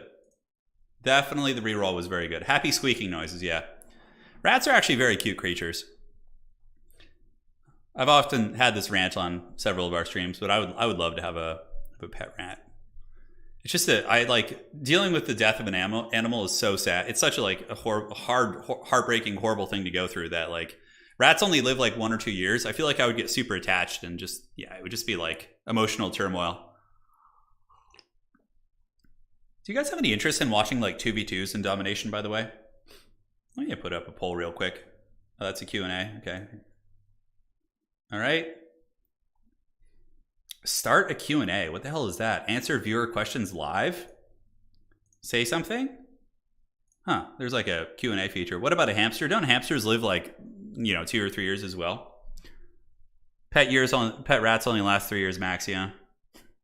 You want to name your rat Thankful? That's very, very much in flavor. Best faction and competitive right now? Probably Warriors of Chaos and Slaanesh. Yeah, they're very strong. They're very, very strong. We could do some 2v2s. You know what we'll do at the end of the stream today is if Pohne is around, I'll grab Professor Pohne on mic and we can do some 2v2s versus you guys. Maybe like 1 or 2 to close out the stream instead of an FFA. I think that could be fun. So FPod is going to have the opportunity to beat my score, but if somebody beats FPod, that will end the standard King of the Hill, and we will then do some 2v2s. I think that'd be fun. Yeah, we'll try some 2v2s. Oh yeah, we can even do land battle 2v2s. That might actually be fun because it's like, yeah, because you can have some cool thematics in that as well. All right, we'll have some fun, but we'll do it in theme as well. So it's like it's not just like it's like good versus bad. Like I think that's a little bit more fun for like looking at chaotic 2v2s and whatnot. Yeah, Queek is a good name for a rat as well. How did it happen that Archeon with the Azazel faction? Okay. So that wasn't Azazel's faction. That was a Warriors of Chaos sub-faction that has a Slaanesh theme. That was actually Warriors of Chaos. That was not Slaanesh. Yeah. Ever try sub-commanders like, or something with each person commanding part of the team? Yeah. Yeah, I've done that before. A long, long time ago. F-Pod with the Tomb Kings. We got the Rats. We have Eshin versus Nehakara, which is going to be the standard ones, or Cetra. Cetra's faction. Always a good time. Too bad real rats don't have green eyes. You can name one Ikit Claw. Yeah, totally, man. Getting down on some of that Warpstone could be good. All right, so Skaven versus Tomb Kings. What would I do here if I were Skaven? Chaff units, obviously. Globadiers to kill the Tomb Kings infantry. Would I bring a mortar? I think globes do it well enough. Yeah, I think globes do the job. And then I might even bring double Jazael. It's hard to protect them though, but if you have like a rat ogre on top of them with some wolf rats, I think you could probably kill the carrion pretty quickly. I'd probably only bring one or two Jazaels tops. Like two globes, 2 Jazaels would be maybe my like core of my army. And I would actually bring a lord. I don't like the unsummoning lord thing. I think it's kind of lame. So I would probably what lord would be ideal against Tomb Kings? Throd isn't bad actually, because he can fight against the big monsters by summoning ogres and stuff. Ikit Claw is still great. You know, Flensing Rune, even after the nerf, is still a pretty good spell. 2v2 Dom is really fun so long as it's not lagging. Exactly. Norsca is a top tier faction. Yeah, you guys want to see the current stats on Total Tavern? Let's head on over there and show you guys. All right, so let's check it out, and it should be loading here. And I'm going to be scheduling a tournament, so there will be tournaments soon. Don't you guys worry. Going to the tournaments. Or stats. Yeah, so look, Slaanesh, Vampire Counts, Dwarves, Norsca. I don't know why the Warriors of Chaos are at a 49% win rate. I don't understand that. Like, I don't know who's losing with them. Okay, so, yeah, it seems like they've lost games in mirror matches. And they're losing the Vampire Counts a little bit. Huh, interesting. But yeah, Slaanesh and Vampire Counts, Dwarves are actually doing really good. Dwarves are sitting at 57% win rate this season. Lizardmen 54, Chaos Demons, Greenskins, Grand Cathay, Vampire Coast, like, yeah, pretty great. Empire's even at 50%, which is great. Sigmar Bless. A lot of fun stuff. And let's see what these mighty chads are going to be loading into here. Yes. Life is good. Might be a short one. Dude, this is...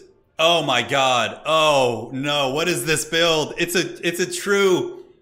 Clan Eshin build. Oh dear god. Against Tomb Kings. Oh no. Oh no.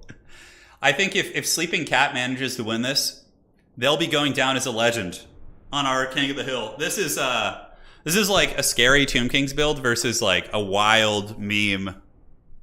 This is like on par with the build I brought earlier against FPod, which was like just the Jolly Green Giant getting pounded by dinosaurs. Oh no, dude. This is going to be quite fun. All right, so it's just random Eshin units. We have Death Runners, which I guess will kill Tomb King's infantry, but they'll trade really poorly into Nekar Warriors and Tomb Guard in my experience. Triads are okay if they can isolate anything big.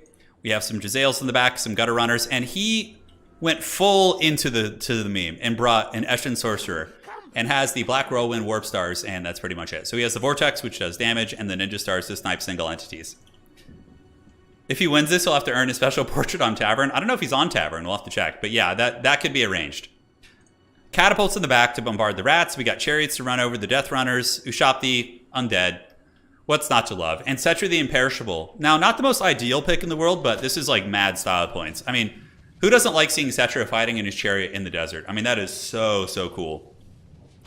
Yeah, if Sleeping Cat wins this, I will make him a custom avatar in Total Tavern. Yeah, I will. He'll get like an Eshin. He'll get like a custom Master Assassin. I'll take the Master Assassin avatar and give it to him if he wins this. Because this is like so brutal, I feel, on paper. It's a shooting gallery map. This is the Dust Bowl. It's a fun one to just throw in with friends every now and then and get some wild replays. Lore of Stealth is definitely the definition of Haggard. It's so bad. And like this Vanguard here is going to just pay the troll toll so hard. So Jezzail's doing good work, immediately kind of pushing back the chariots here. And it looks like the Tomb Kings are going to be scooting up. One unit of the Night Runners does get obliterated by the catapults. So the Screaming Meme catapults able to get some good firepower on these poor rats. And they're not quite able to escape that one as they get bombarded and shelled by the Tomb King's fire. Vixtrans on the far side. I love it. It's pretty hilarious. Honestly, Vixtrans could go back here and just start killing all these artillery pieces. Granted, it's a little bit precarious. Oh my god, look at this! Deathmaster's Sigil! And Settra is getting attacked by the Ninja Rat! Oh no! But there's always going to be some horsemen coming in there. But Settra does take some big damage. So I have to say, this is a really good start, actually, for the forces of the rats. A really good start.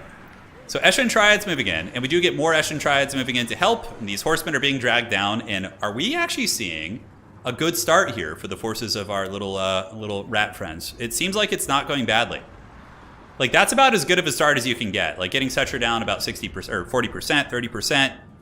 Although these carrion need to be dealt with. So the carrion are getting a freebie, and chariots are just going to be running rampant. Eshin Triads are trying to chase them down. Objectives have yet to open up. And we do see the decoy rats going down as well. And the Eshin Sorcerer probably just wants to spam his Ninja Stars on Settra the Imperishable. So Clan Rats moving in. Going after the Skeleton Spearmen. Catapult fire still shooting down from the other side. So we are going to be seeing the Plague Claw catapults coming out. So there are some non-Eshin units being used here. But Settra the Imperishable doing some work. Obviously just, running over these rats and getting the leadership routes on them. And on this side, it looks like the chariots and the old carrion might go down to the Death Runners as well as the Eshin Triads. That would be a really nice value pick. Currently, the trading isn't terrible for the rats, but certainly going to favor Tomb Kings when you take into account their healing. We do have some Warp Grinders coming out. So the Warp Grinder doing Ninja Star going down on Settra. It looks like it was a bit of a swing and a miss here. As I think the Warp Grinders are going to be trying to lock down your boy Settra. But what's the response going to be? Is there going to be some Rattling Gunners? Looks like Night Runners on their way out. Ushapti pushing through the middle. Objectives 1 and 2 are going to be taken by the Tomb Kings. Far side objective not owned by anyone. Death Runners here, unfortunately for the forces of the rats, were headed off by horsemen, but they might be able to win that fight. And on the other side, we see something similar. We see the Vixtrans who were discovered by horsemen and by spears, and it looks like they are going to be chopped to pieces. Ushapti alone should be able to win that fight. Now, Warp Grinders going down, bumping and grinding here against the Ushapti. We do see some carrion coming in. Wolf Rats are probably your best answer against these. Wolf Rats and or Rat Ogres would be your best peeling answer. Wolf Rats have okay DPS. There's enough of them that they can chew down the carrion models pretty quickly. And Deathmaster appears to be trying to hunt down Settra still. So does he have the Sigil? It looks like he might have just used it and we didn't see. Okay, the Sigil is down. If Settra dies, that for sure gives the rats a fighting chance. So he's getting shanked by the anti-large attacks. Deathmaster coming in and does get his big spinning anime attack. And Settra is going to be trying to escape. Nero's incantation going away, but his chariot is actually caught on the Deathmaster. 4,000 HP. Is Deathmaster going to get another attack? It doesn't look like it. It looks like he got like 2 prison shanks in there in the meantime. But the rats certainly need to take an objective soon. In the backfield, we do see the Rat Ogres battling against the Carrion here, so the Carrion are going to get punched pretty bad by these guys. And yeah, again, Rat Ogres, Wolf Rats, both of them are pretty viable choices. Vixren's not doing a terrible job in the 3v1 here. You know, despite fighting a pretty rough fight, they're actually able to potentially kill one of the Horseman units and still fight. So those little rats doing pretty well in their little independent scrap here. Now, Cetra is just being constantly hunted by Deathmaster. Deathmaster's just looking for the prize. Eshin Triads and Deathrunners clearing out the middle a little bit. Value Lead's going to be favoring the Tomb Kings, which is really not good, considering they have their healing on the table. And it looks like the Warplock Jezzails have come back and are going to be lining up their sights here on the Carrion, which are just causing massive issues in the backfield. These Carrion are finally taken out by the Ogres, and it looks like some Warriors are moving in. There's currently not any Globadiers to deal with them too, so that's also quite painful. More catapult shots, Plague Claw catapults, finishing off the Skeleton Spearmen. Vixrens, I can't believe they're still fighting over here on the other side. They're still doing reasonably well. They've gotten how much value? Let's see. These are some elite little rats here. 700 value in a 3v1 fight against something that theoretically counters them is very, very impressive. Over here, same thing's happening. Deathrunners fighting on the edge of the map might actually end up winning that fight, which would be pretty hilarious. And Cetra is, on the run. Deathmaster is constantly going. Slippery is active. Here we see Wolf Rats nibbling on the Carrion, going to be getting a nice kill there. And Cetra is in a little bit of danger. I think he knows it too. Yeah, look at that. He pops the incantation of protection because he suspects that Deathmaster is nearby, probably. Deathmaster might have been revealed there. And there's the sigil once again. So the sigil is down. He's only going to be snared for 2 more seconds. I don't know if the Deathmaster is going to get in range in time. Oh, I like the Wolf Rats. He needs to get them up and over like this to keep Cetra from escaping. Are these the poison ones? Okay, so they're going to poison him. That's going to put him down to probably 50-something speed. Looks like a couple horsemen coming in for the rescue. That was a really, really nice attempt, but it looks like the horsemen are going to be able to kind of fend off the Wolf Rats right there. Now, it is a triple cap here. In the backfield, this is not a bad trade. We do see the Ushapti summon going down, but the Rats should be able to win this one. Finally, the Death Runners were broken off the edge of the battlefield here, and over on this side, we do see these little Death Runners doing pretty damn good, actually. It looks like they might kill these chariots, and Skeleton Warriors could follow in suit, depending on the circumstances. But these horsemen are broken. The Rats need to try and grab an objective if they can. Maybe do like a mass rat swarm on that point to try and get it. We see some Nehakar Warriors coming in, and the Ixtra's Triads will be moving on over. This reminds me of a Warhammer 2 land battle, because pretty much all the good maps on Warhammer 2 land battles were just like open field shooting galleries, because terrain was so poorly done that any map with terrain typically had like huge ways to kind of abuse it and things like that. Globadiers coming in. Globadiers will be able to put some big hurt on these skeletons. Here it comes, and boom, there go the globes from downtown. Yes, nice damage. But is it too late? Maybe so. Tomb Kings have a pretty good stranglehold on the battlefield. They do have a triple cap at this point. Deathmaster's trying his best. It looks like he's going after a Tomb Scorpion, which isn't a bad idea. It's something that he can constantly attack and that also can't run away from him, so I don't hate the idea of Deathmaster going for the kill here. Looks like Cetra looking for some freebies, looking for some units to run over. But there's Warp Star doing about 100 damage. Pretty pitiful how much damage that does. And here it comes. The Deathmaster Prism Shank is down. 3,500 HP, guys. Cetra could die. Oh my god, here comes Deathmaster. It's going to be pushing in there. He does get a nice shank, and I think Cetra might die here, guys. He's very low, 2,600. There's a lot of mass pinning him in. He's poisoned. His speed is at 71, so it's not as much as I thought, but oh, looks like he manages to squeak away there. Pun completely intended, as the Eshin Sorcerer is being killed by the Tomb Scorpion, and it does look like the game's over overall. So basically now it's kind of like an Eshin minigame to see if they can hunt down Cetra, but I really don't think that's going to happen. Also, Tomb Scorpions will be able to put some hurt on Deathmaster with Terror Routes, and we see all the Wolf Rats just break off the battlefield. And, Deathmaster using his Whirl of Weeping Blades, which is actually a really good ability. It does quite a bit of damage, so in matchups like this, I think it's okay against mass amounts of infantry and things like that. But overall, I think our beloved Clan Eshin friend has run out of steam. Absolute meme build, and considering how much of a meme build that was, it actually put up a decent fight. I don't think there was too many big mistakes here. Globadiers going after Tomb Scorpion. Not going to be super good there. Okay, armor piercing, but generally speaking, that's not really what the DPS is designed for. So once again, Deathmaster, look at this. He's like playing like high school football, taking the angle of pursuit. Although now he's just going straight for it, so he's going to get outrun here. 84 speed. Deathmaster himself does have 68 speed right now, and the Slippery is active, so he's very, very fast, actually. But I feel like the Rats could have maybe found a way to get all this artillery offline back here. Like, they could have snuck some Wolf Rats back there. Granted, Tomb Kings are very good at defending their backfield using Nehakar Horsemen and different things like that, so you have to take that into account. Rats are moving up, looking to kind of control the objective here. So we see the Vermintide on its way. Currently, the value difference is about 6.6 to 9.4, so somewhat substantial. Deathmaster just hustling, dude. He is just all over the battlefield. And there goes the sigil again. It only lasts for like 5 seconds. It's a really short snare. And Deathmaster is starting to get tired. You can see he's very tired right now, and I don't know why he lost his acceleration. Yeah, he just pulled the trigger a little bit too early there. Ogres are on their way in, and Cetra is going to be able to kind of Tokyo drift away from those. On the other side, complete route. We see the Poison Wing Globadiers getting smashed. These Globadiers kind of getting hunted and karate chopped as well. Yeah, Car Warrior's able to chase them down, and that probably is going to be game blouses. As we see the rats pretty much routing on every aspect of the battlefield. The only thing that's going for him is that they've been trying to get Cetra. I wonder if F-Pod will just give it up as a ceremonial sacrifice to the Rat Overlord here. Probably not. Deathmaster is running. Dude, this guy's got some cardio, dude. You know he runs on the little rat treadmill all day. He probably has a doom wheel in his little assassin's lair where he where he exercises. Oh, look at that! Cetra gets caught in the warp grinder. Oh no, another 8 seconds. Look at that, sleeping cat knows it's there. Oh yeah, catharsis. So the rat gets in there, is able to hit Cetra, and how many more attacks will we see? Cetra is pretty good at fighting infantry. Oh, and he gets away again. And he runs through the spears. Deathmaster gets through those infantry pretty quickly. But the sigil is going to be off cooldown here in just a moment, probably. So we'll see. It might even come off cooldown here in the next couple seconds.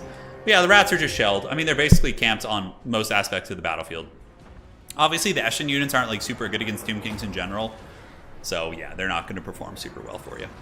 All right, so Cetra pulling through the formation. Are we going to be having a sigil? It doesn't look like it. He has been Tokyo drifting all day. It's got to be very frustrating for the little Deathmaster trying to hunt him down. It looks like a couple Wolf Rats with poison going after the Chariot character. Cetra really didn't carry this game. He only got 800 value, so he was really just kind of Benny Hilling the entire time. Whereas Deathmaster has gotten about 1,000 value. So hey, Deathmaster hasn't done bad. You know, he's performed. But it almost looks like army loss is kicking in, but yeah, that's not going to be the case. Here we got Rat Ogres, some Eshin Triads hustling across, hunting down Cetra the Imperishable. All 3 objectives are owned by the Tomb Kings. It seems that their army is just legion all over the battlefield. Look at that, here it comes. He's trying so hard, just listening to Hybrid Theory by Linkin Park right now. Oh, there it goes! Cetra the Imperishable! He's got another 2 seconds on the snare, 1 second, and the Horseman blue ball! Oh, but the rat gets in there, gets a 300 damage shank, not that much. And that's gotta feel bad. He keeps getting so close. He tried so hard and got so far, but in the end, it didn't even matter. F-Pod's Chariot taunting was inspired by the head-to-head against Italian Spartacus. Oh, dude, that's one of the best moments we've ever had. If you guys haven't seen that, that was probably some of the most fun I've ever had on my channel. It's probably also why Sparty doesn't like to play games with us anymore. It probably is why he doesn't play games with me anymore. Oh my god, that was so funny. So Cetra just getting popped in the face here. Looks like Ninja Star's coming in. 945, 954. Hey, you know what? Cetra might die here, guys. I feel like nothing else matters. Let's just follow this. Cetra's low, 800 HP. He's trying to get away. Deathmaster needs to take those angles. He's got guard mode, and he's using the Night Runners to try and finish off Cetra. But Cetra is healing from the Realm of Souls right now. Little Eshin Sorcerer pops the concealment bombs. Deathmaster also trying to get the angle. Oh my god, give it to us. Give it to us. Come on, everybody wants it. Oh, the Ninja Stars! 300 HP! Oh, but Cetra's going to be getting in and running over the poor rat. Will the Eshin Sorcerer be the hero Gotham needs? I don't think there's enough time, guys. I think it's going to run out. Unless Cetra starts crumbling. 300 HP! Oh my god, this is so troll. He's totally Palpatining right now, just cackling as he runs. Oh, Deathmaster's close by! He's got 400 HP. Deathmaster wants it. Oh, he wants it so bad. Oh, and the game ends. The ultimate blue ball. Oh my god, the ultimate blue ball. He just didn't get it. That was a fun one, though. Hopefully you guys enjoyed that. I certainly did. It was really, really silly. And he put up a good fight in the beginning, actually, considering how inefficient his army was. All right. So, let's get this next game going. Well played to you, Sleeping Cat. Hopefully you had fun. 300 HP. Why? You almost had it, dude. You almost had it.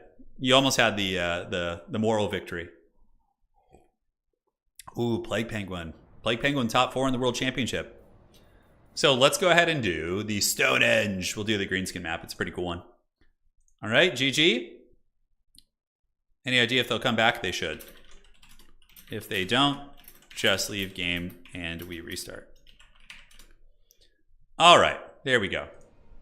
So let's roll the factions. The dreaded Plague Penguin is here. Let's see if he'll be the Kingslayer and give me the old W on the King of the Hill. Okay, where are we at? So update nameplates. Plague Penguin. All right, let's see if that fits. Need to kind of scale the name down a tiny bit here.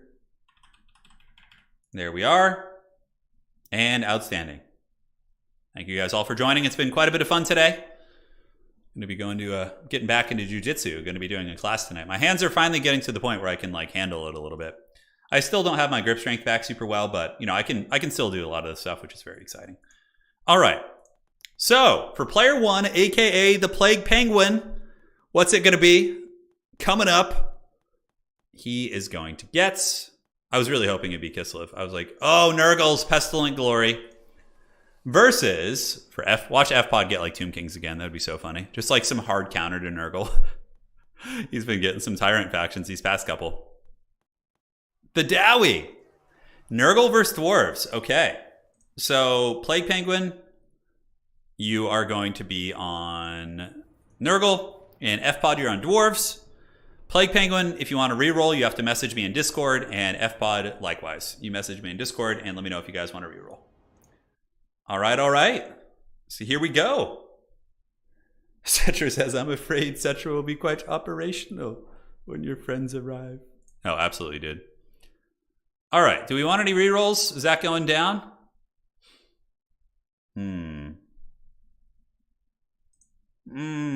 Yes. Nurgle versus Dwarves. Let the boy grind. It doesn't appear that either one of them want a reroll. I actually think Nurgle has some okay tools against Dwarves. They have like armor-piercing chariot characters, great weapons, you know, mortars. They have some tools against Dowie that aren't bad, so I don't think it's that bad of a matchup, actually. Anyone please the clip of Spartacus? That's an old school one. Oh my god, I was when that actually happened, I was legit crying tears. So it was a head-to-head campaign, and I was playing. If you want to look up the video, look up the Ungrim Iron Fist versus Throg the Troll King head-to-head campaign with Sparty and I. And it should be the ending, so either episode 1 or 2, I don't remember. It might have just been one episode, but just look up the final battle where I control Sirtha Ek against Italian Spartacus. It was so funny. I was literally crying tears. And he was just like, he was trying to make me laugh hard so I would lose my micro. Oh my god, it was so funny. That's an old school one. That was a couple years ago. Yeah. Those were some magical times, truly. What's the grindiest faction? I mean, honestly, probably Vampire Counts. They're just like, they don't even have any range, really. So they're just like really just about grinding. Yeah, Vampire Counts would probably be the grindiest, Rahul. Nurgle versus Dwarves, though. It's a fun one. We saw this matchup get won recently, actually. Yeah, we saw it recently. I can't remember who it was. I think it was Kark. He beat someone on a King of the Hill or maybe in a tournament with Nurgle. It was like a mass toad rush. So we had like mass toads, which is really interesting. Was it worse than breaking Torox's ankles versus Okoye? Dude, it puts that clip to shame. Because like Italian Spartacus, I was controlling an AI army against Sparty. And it was an AI army with like chariots and Sirtha Ek, and it was just killing his Throg army slowly. And he couldn't catch Sirtha. And if he was able to kill Sirtha Ek, he would confederate them and actually be really strong. But I kept pretending like I was going to let him kill Sirtha Ek, and then I would pull it away at the last second. I was literally crying tears. Yeah. In second place is Turin laughing while nuking Professor Pohne and Dune. Yeah, that was really funny too. That was truly a cackle. Yeah, vampires are really grindy. They're really, really grindy. Yeah, vampires typically grind longer than Nurgle even. Just because they're undead. A lot of, like, Nurgle has demons, but they also have mortals, so sometimes they'll break and run, whereas, like, nothing on Vampire Counts runs, so it's tough. That was entertaining. That's an old school stream, dude. That was, like, what, 3 years ago now? God damn, was it 3 years ago? It might have straight up been 3 years ago. I could probably find the clip on the channel. We could watch it. It's a classic. I gotta just upload that as a YouTube short. Yeah, make a clip compilation of evil cackling. I don't know how I would find that. What games have I evil cackled in? Pretty much all the head-to-heads with Sparty are evil cackling. He's not down for those anymore. So unfortunately, the days of evil cackling are gone in that regard. Do you still have the pic of me and Sparty face swapped? Yeah, I do have that. That was really fun. Bone says, how dare you? Yeah, we got to get back into a Dune game one of these days. Like one night we should just jump on and play a Dune match and see how all the changes are and figure it out from the go. It says 3 years ago in the video. Damn, 3 years, dude. Time flies. It's crazy. Life's too damn short, dude. It's too damn short. What made the Pohne nuke so funny was how confident he was seconds before. Exactly. Yeah, he was definitely like ready to punish me, and then like just everything's gone. I've made 2 Turin clips, but I don't know how to share them. Yeah, I don't know how to share them either. If you just send me a link to it, I can always download them, and then if you send me a link to the clips in Discord, I can download them from my channel, and then re-upload them. But depending on what it is, of course. Remember the cursed image? Yeah. No, it's a lot of fun. So the dwarves are ready. This is pretty straightforward for the dwarves. You just spam dwarf warriors and then like quarrelers and thunderers and maybe a cannon or 2. Cannons are a little bit risky because of furies, but generally you can protect them. It really depends on the circumstances. Back before the Nurgle plague. Yeah, that was what, 2019? Jeez, it's crazy. We've been doing this with you guys a long time, man. Thank you guys for sticking around. I know it's getting late as well, but you know, we'll do like a 2v2 or so at the end of this and then go from there. It'll be fun. It's not a single clip, but a haggard throughout the unclean getting chased by armies all over the map is one of those. Oh, and one of those head-to-heads. Yeah. yeah. Time for an all-nighter, King of the Hill. There you go. That's what I'm talking about, man. I wish Fleshy Abundance would bring back models. Nurgle isn't as much about resurrecting, though. Like, Nurgle demons resurrecting would make sense, but I don't think, like, their mortals resurrecting makes much sense. Because Nurgle's probably, you know, happy when they die, because he just, like, collects their souls, basically. Yeah. Like, the demons aren't as much about resurrection. That's more of, like, an undead motif. Your best MS Paint thumbnail is that mammoth. I will never forget that one. Oh, which one is that? Is it, like, with, like, the guy right? Oh, yeah, it's the one with the, like, the really shitty Wolfric on top of, like, the woolly mammoth. Yeah, I think I remember that one. Why is Pohne yelling no in chat? I just see him yelling no in all caps. No. Should do an ambush battle stream, but just Professor Pohne getting ambushed over and over doing golem screams. That would be pretty good. All right, so we got a Chaos Sorcerer, Lord of Nurgle, an Exalted Hero, and a Cultist. I do like the foot characters. Thoric Ironbrow, very, very meta build here from FPod. Basically just Thoric, mass bows with some infantry and blasting charges. And for Nurgle, we have Toads. We do also have great weapons, Festering Stooges, to just kind of sit on an objective and be annoying. And that's pretty much it. Khorne being so mad they can't die is one of my favorite memes. It's pretty good. Yeah, it's pretty good for sure. That's like, yeah. That's kind of like the bro who you get who comes into a martial arts class. Like you'll have like, you'll have heard stories of like a jiu-jitsu class or a grappling class, like wrestling, whatever. And some bro shows up to the gym and he's like, you know, when I fight, man, I just black out and just this rage overtakes me and I just hurt people, man. And you're like, okay. And then that guy will like go against like a blue belt and just get like choked unconscious in like 20 seconds. It's like the classic early 2000s bro culture thing. Yeah, Khorne loves it. Is there any new lore published regarding Warhammer Fantasy? Oh, there will be, I'm sure. When Old World comes out, they're gonna probably cover the lore from that time period, I would wager. I don't know how dense it'll be, but I would imagine there will be some books accompanying some of the new characters they might introduce and all that sort of good stuff. So, God, hopefully Old World comes out soon, man. Hopefully this year. That would be a power fantasy. I doubt it, but I don't know. Maybe end of 2023. It's possible. Yeah, Nurgle Champions on Chariots are really good. Because he just doesn't give up. Yeah, exactly, Cody. Yeah, you always hear about that. Like in the 90s and early 2000s, they would have that. Most gyms don't even have one skilled fighter. Well, if you're talking about like the average like jiu-jitsu gym, I've trained at probably 6 or 7 gyms over the years, just like off and on. And I only have maybe 3 or 4 months of experience, but like, yeah, like your average blue belt who's like, you know, somewhat in shape will just, could just take most people. And, you know, yeah, it's definitely big. Also message them on Discord. Let me see. All right. I don't see any messages. All right. So taking a look, ladies and gentlemen, for Nurgle, it's going to be Marauders of Nurgle with great weapons backed up by Plague Toads.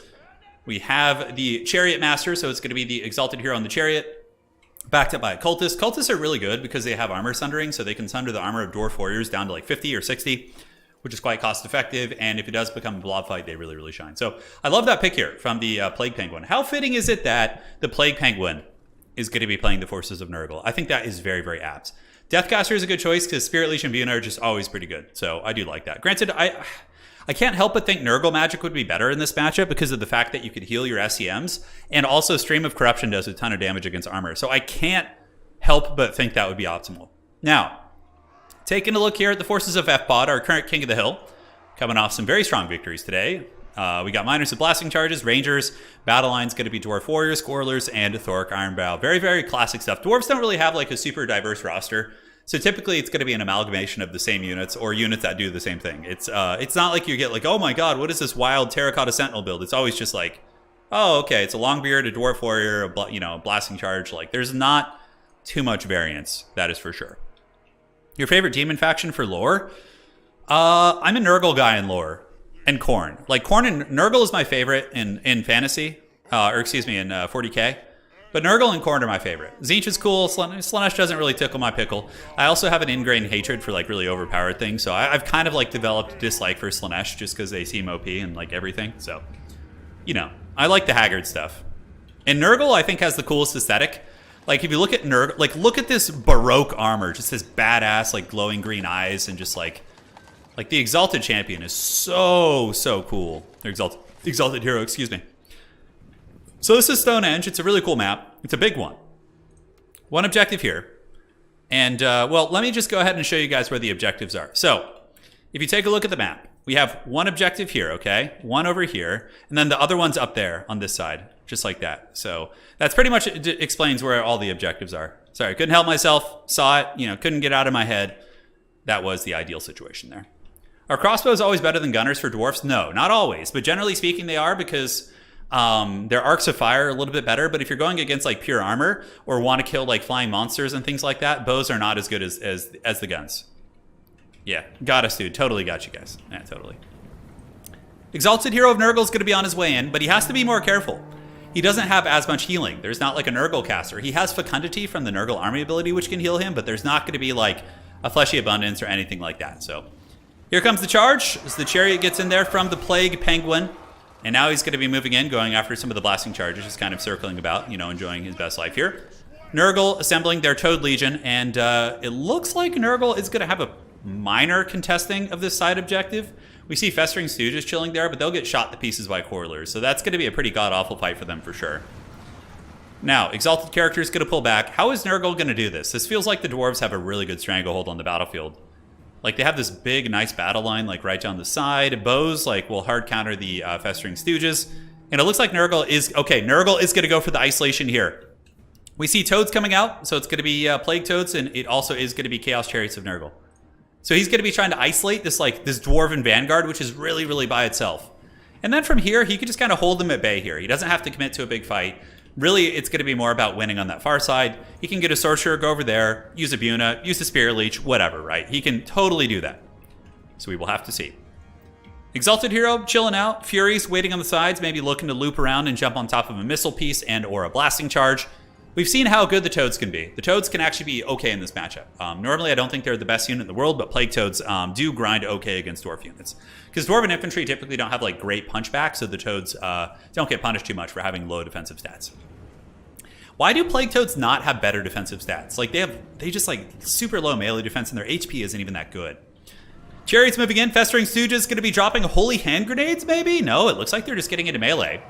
And the Chariots are going to be screaming through from the Plague Penguin, and the Toads will probably get on the other units, and both of those missile units are essentially going to be shut down as we see Marauders of Nurgle moving across. Where is the Buna going to be? So more Marauders, more Furies coming in, and Gyrocopters are being summoned in by FPOD, which is a very, very good choice. The Gyrocopters will be pretty effective at taking down the Chaos Chariots as they do bounce back and forth. And here comes Nurgle's happiest followers, the adorable little Toads. I actually think Toads are really cool creatures. I would totally have one as a pet. But, I don't know, though. Probably better left in the wilds. So Plague Toads, yeah, very happy to be shutting down 2 units here. That's got to feel pretty good for them. The Chariots getting in here, shutting these guys down. Festering Stooges will dominate Dwarf Warriors in combat. They're not even going to get the paint scratched on the side of their car. They're going to be totally chilling. And this objective should honestly flip to Nurgle.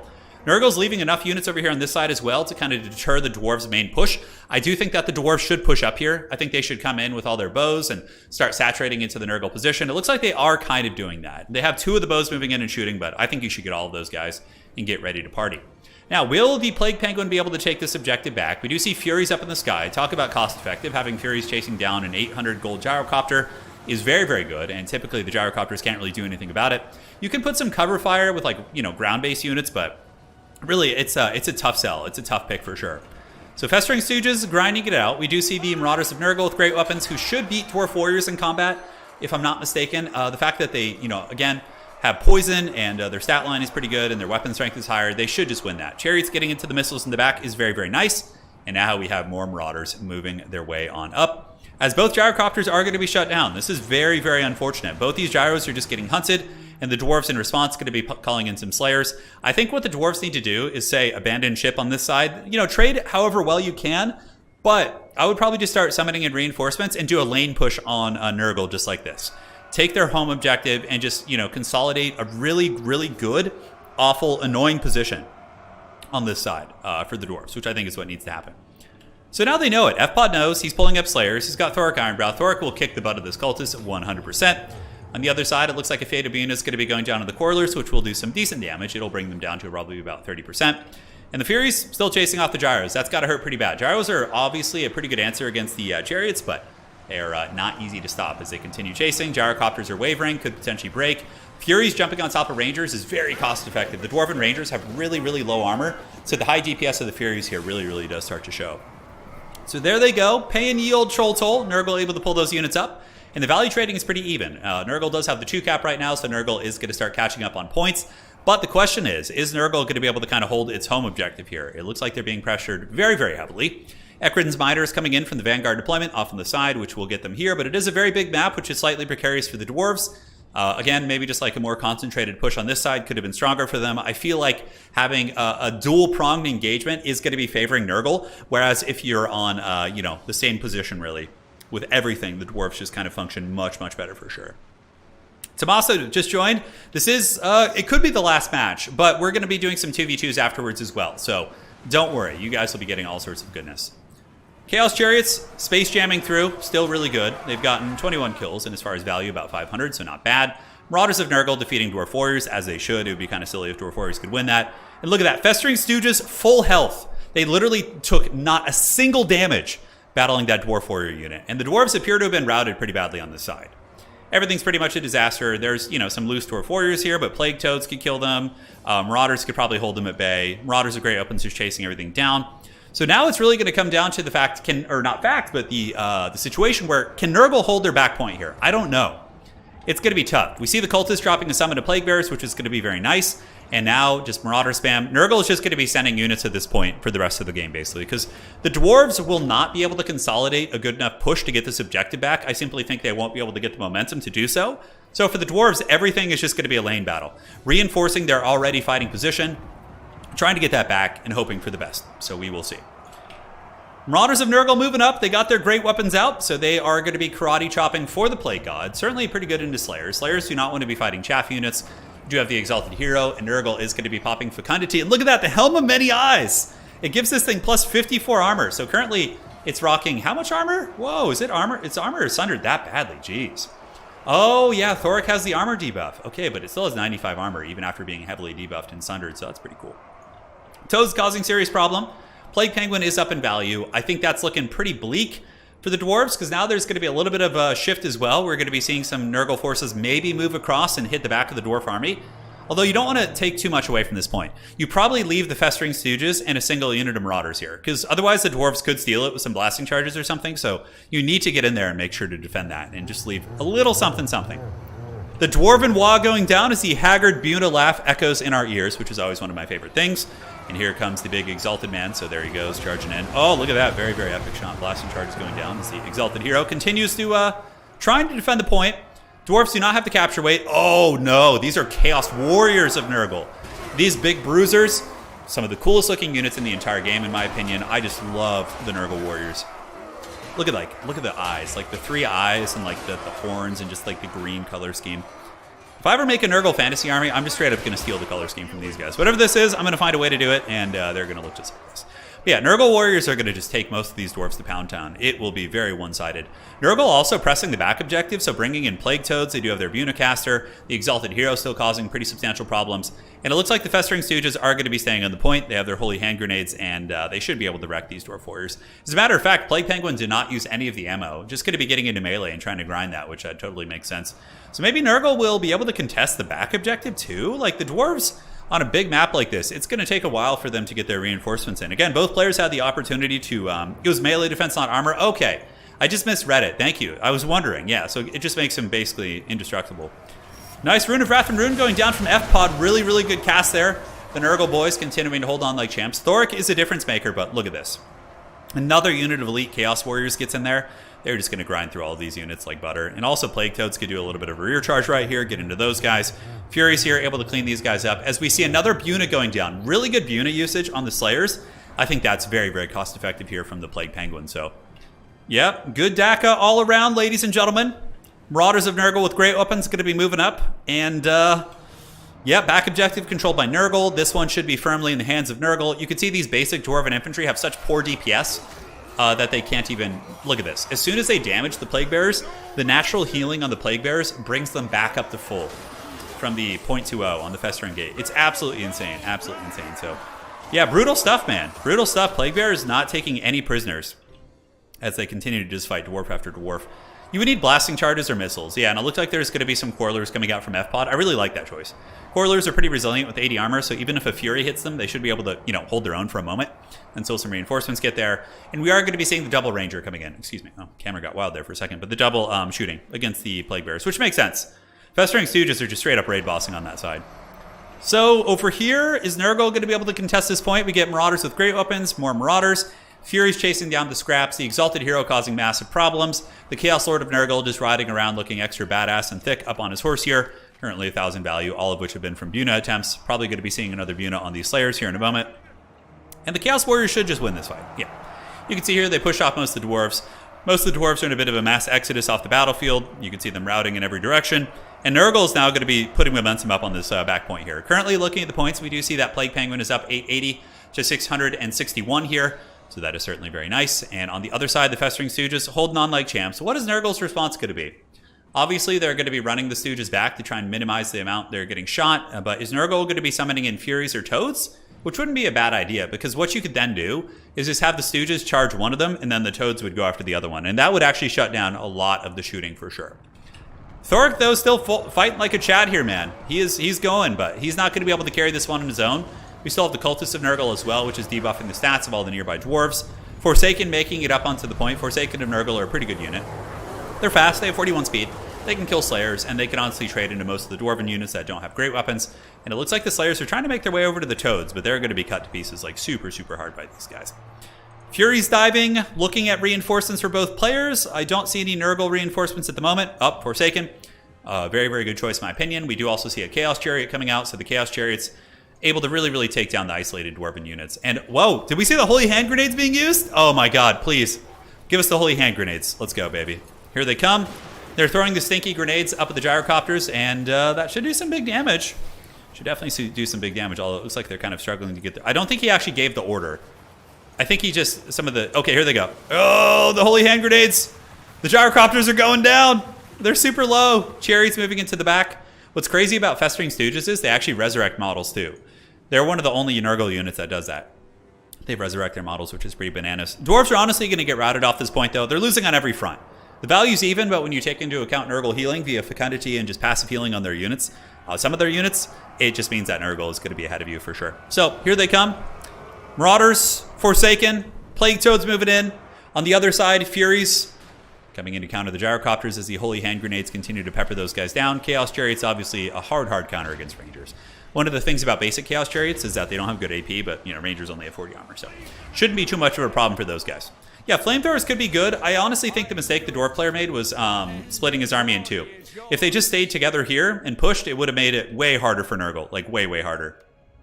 So, ladies and gentlemen, Plague Penguin has defended my honor, and I will be taking the Haggard victory. Although, honest, F-Pod had a much stronger strength of schedule, I think, in terms of players played. So, whatever. He'll get the metaphorical victory. So, GG, well played. Now it is time for the 2v2. So Professor Pohne, hope you're still here. If you're not, then we can grab someone else to join me. All right, so it is time. GG, well played. Let's go ahead and get the Pohne dog here. You here? Let's see if he's here. GG, well played. It was a fun King of the Hill for the day. Plague Penguin is going to be the Kingslayer. And now we will do this. Get this set up here in just a second. All right. I'm going to ring the Pohne. I see him typing. Okay. Giving him a call. Thanks for the stream. Merry Christmas to everyone and a Happy New Year. Hey, thank you so much, Melody. Really appreciate that. All right, Pohne, you ready, man, for some 2v2s? Yeah. Let's do it, man. Are you in the lobby area? Time for one. Yeah. Sounds good. Okay, so I got a lobby up. Go ahead and join, Pohne. It says Turin 2v2. Okay, I got a code for you just in case. It failed. I don't think I made it in time. No, you do. There's still spots. Oh, okay. Go ahead and join. All right. Screw it. Let's just make it a 3v3, dude. Let's go wild. Let's just do a big land battle, too. All right.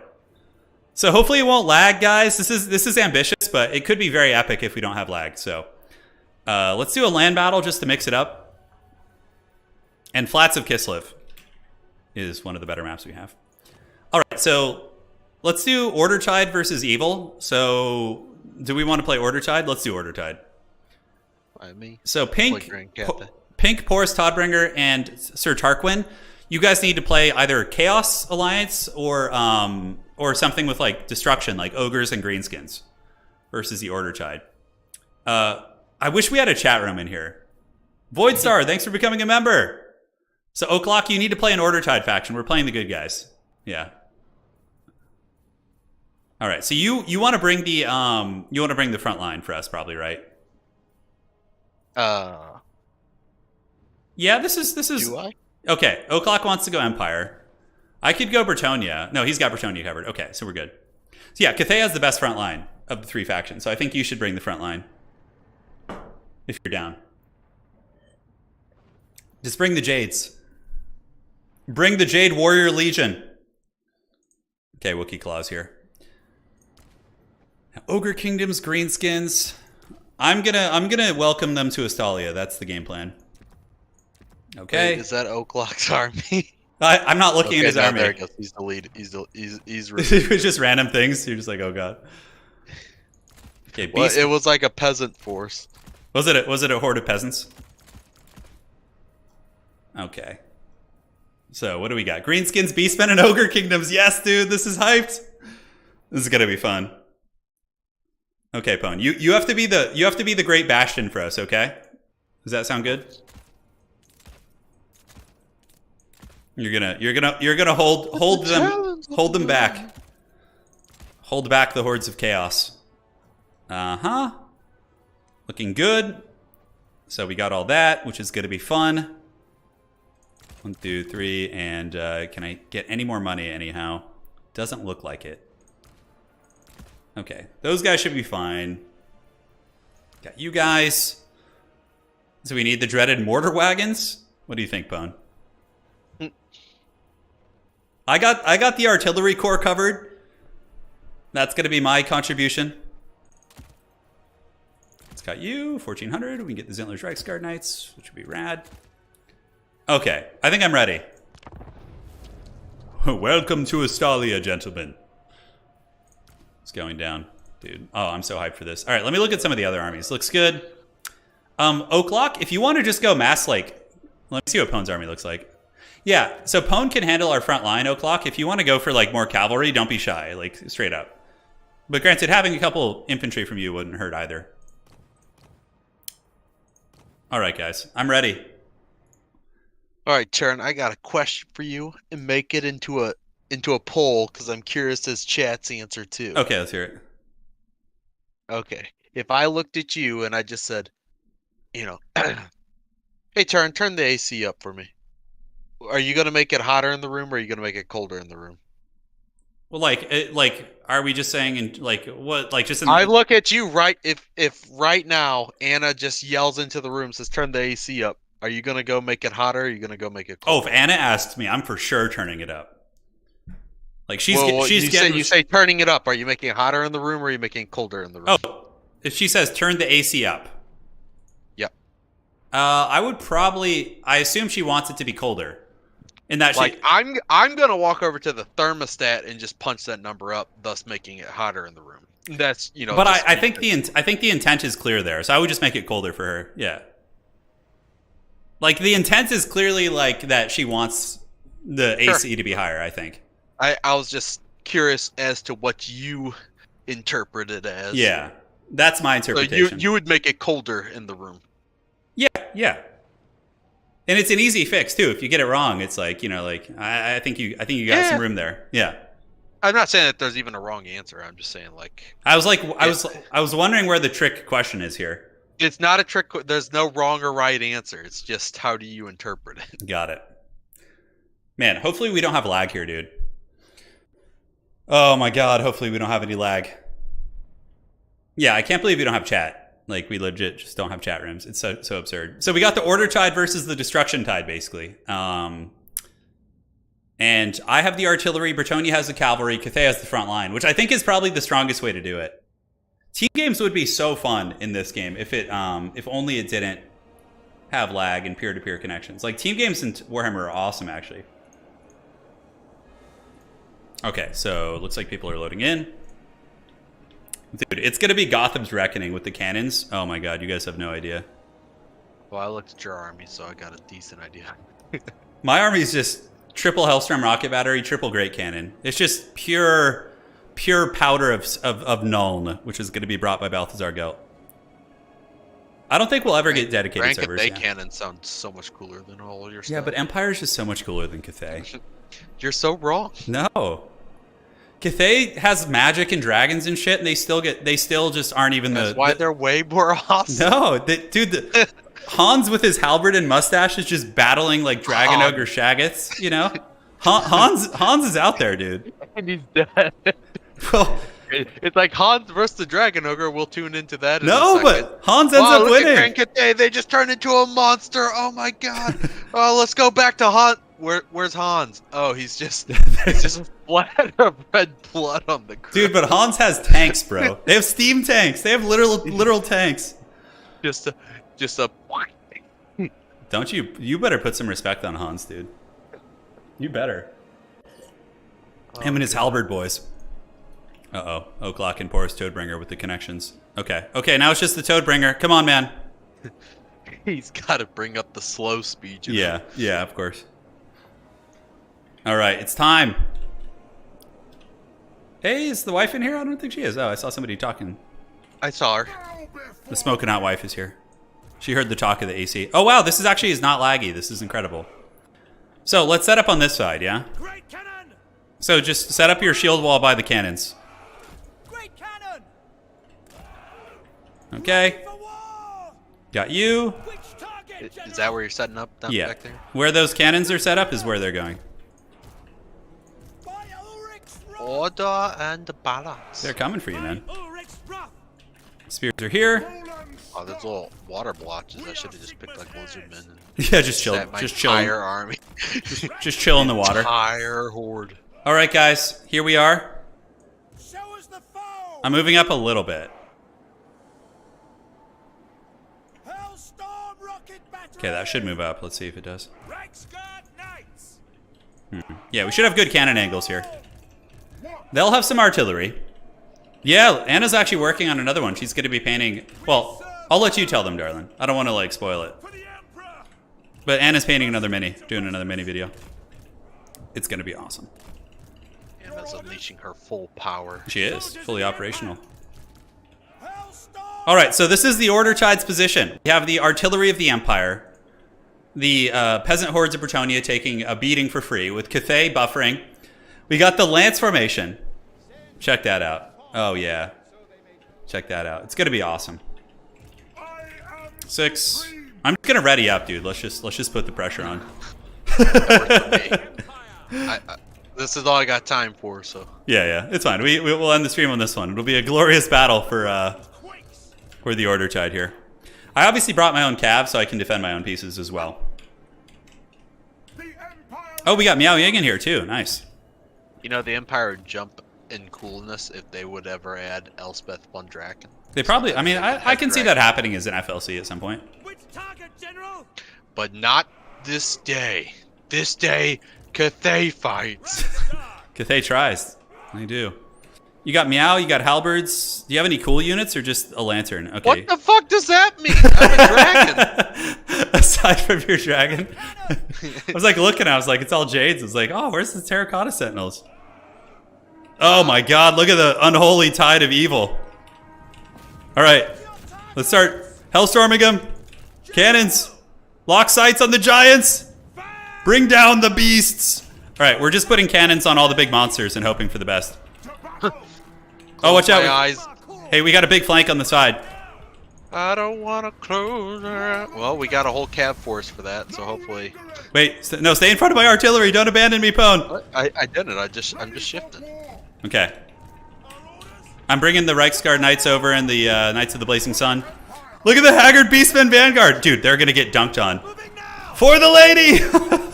Look at the Bretonians. Oh, yeah. Let's go, dude. Grail Knights coming in. Oh, there's a flank on the left. Ogres are coming to get us. Oh, dude, this is going to hurt. Do I have enough for the overcasted at the moment? I don't think so. I think it's like 28. No, I'm going to save up. All right, so we got a big fight over on the flank here. Should go pretty well for us. Do I have enough? Oh my god, I need one more Wind's Magic. Come on, give it to me, precious. Staff of Valons, could you be a better item? It's raining Nobbler stuff. Okay. I got a huge Final Transmutation going down here. Oh, that's going to be brutal. Balthazar Gelt! Welcome them to Astalia. Dude, look at just this unholy tide coming at us, dude. Nasty skulkers. Where? Oh, on the flank. Right in front of us. Okay, we should be able to hold them back. Still got 2 cav units. I only threw 1 over there. Hopefully Bretonia can... Ooh, that flank fight might get a little ugly. There's 2 Stonehorn Hunters over there, dude. Oh, god. The giant coming. The giants aren't taking much damage at all. They're not taking too much damage. Okay, so maybe I go for the scrap launchers here, because they'll be, like, easier kills. They can't really Haggard dodge. peasant mobs are fighting Bestigors. Okay. I don't see that going well for them. Okay, gonna switch these in. I mean, they're getting shelled pretty hard. We're gonna just switch those on. Bretonia is valiantly trying to hold on the sides, but it's there's Stonehorns coming in. We probably need Miao Ying over on the west, like over here, Pwn. If you can get her dragon form to start fighting some of these big monsters. God, Mancores. Oh, what the hell is that thing? It's a Jabberslythe? Oh my god. The dreaded Jabberslythe has gotten into the ranks. Okay, cannons, whatever. Shoot the giant. Shoot the giant. Catching a fat slow over there. Oh my god. A little bit laggy. Not too bad, actually, considering. I have some cav on standby. Just waiting. I don't want to overcommit. The Hellstorm rocket batteries are, like, eviscerating them, though. Jabberslythe. Okay, looking good. Okay, we got some guys trying to get into the backfield. Let's charge them. Chase them down. We got spears in there. Gelt's going to save up for another Final Transmutation. Go, minions! Okay, we need to, like, drag this cannon back here if we can. How's it looking on the side, skirmishers? Is the front line holding, or is it folding? I mean, my guys are all still up. I'll send some Haggard Spears up to help.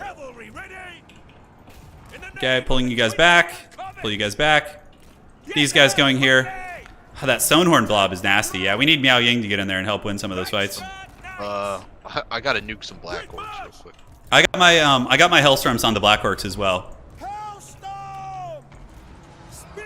Go, minions! Hopefully Bretonia can hold that at bay. Alright, Spearmen. Fight, brothers! Fight! Okay, so all my Miao Ying needs the help on the front. She needs some help on the side or in the front, you're saying? Yeah, in the front. Dude, the Dark Lord Kazrak stands ready. Yeah, okay, I got some Reichsguard Knights coming in to help. Balthazar Gelt will get his cane in there too. Oof. How are we looking on ammo? Let's just go ahead and blast these guys real quick. We got big blobs of units, so let's fire. Let's fire. See what we can do. Staff of Alans. And the cannon is literally in melee with the giant. That's pretty bad. Is it winning? Are you winning, son? The cannon's trying. We're behind on the balance of power a little bit, I think. It's hard to say.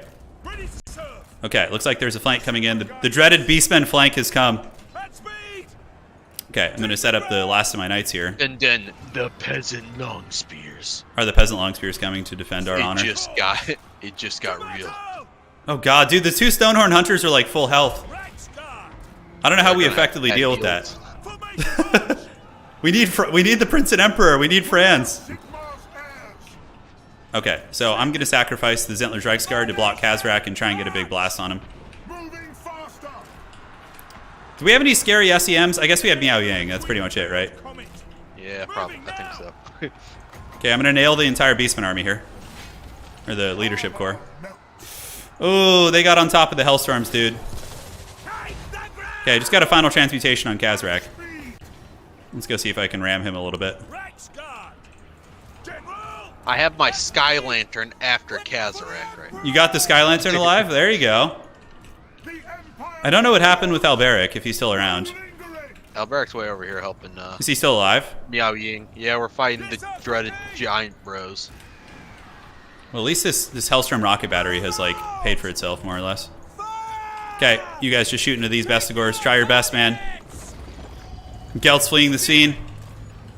I'm going to come try and finish off this Jabberslythe over here on the far side. You forgot pistols? Well, I was covering the artillery, so... Yeah, we're kind of doing sub-commanders to an extent. Back on the cannon you go.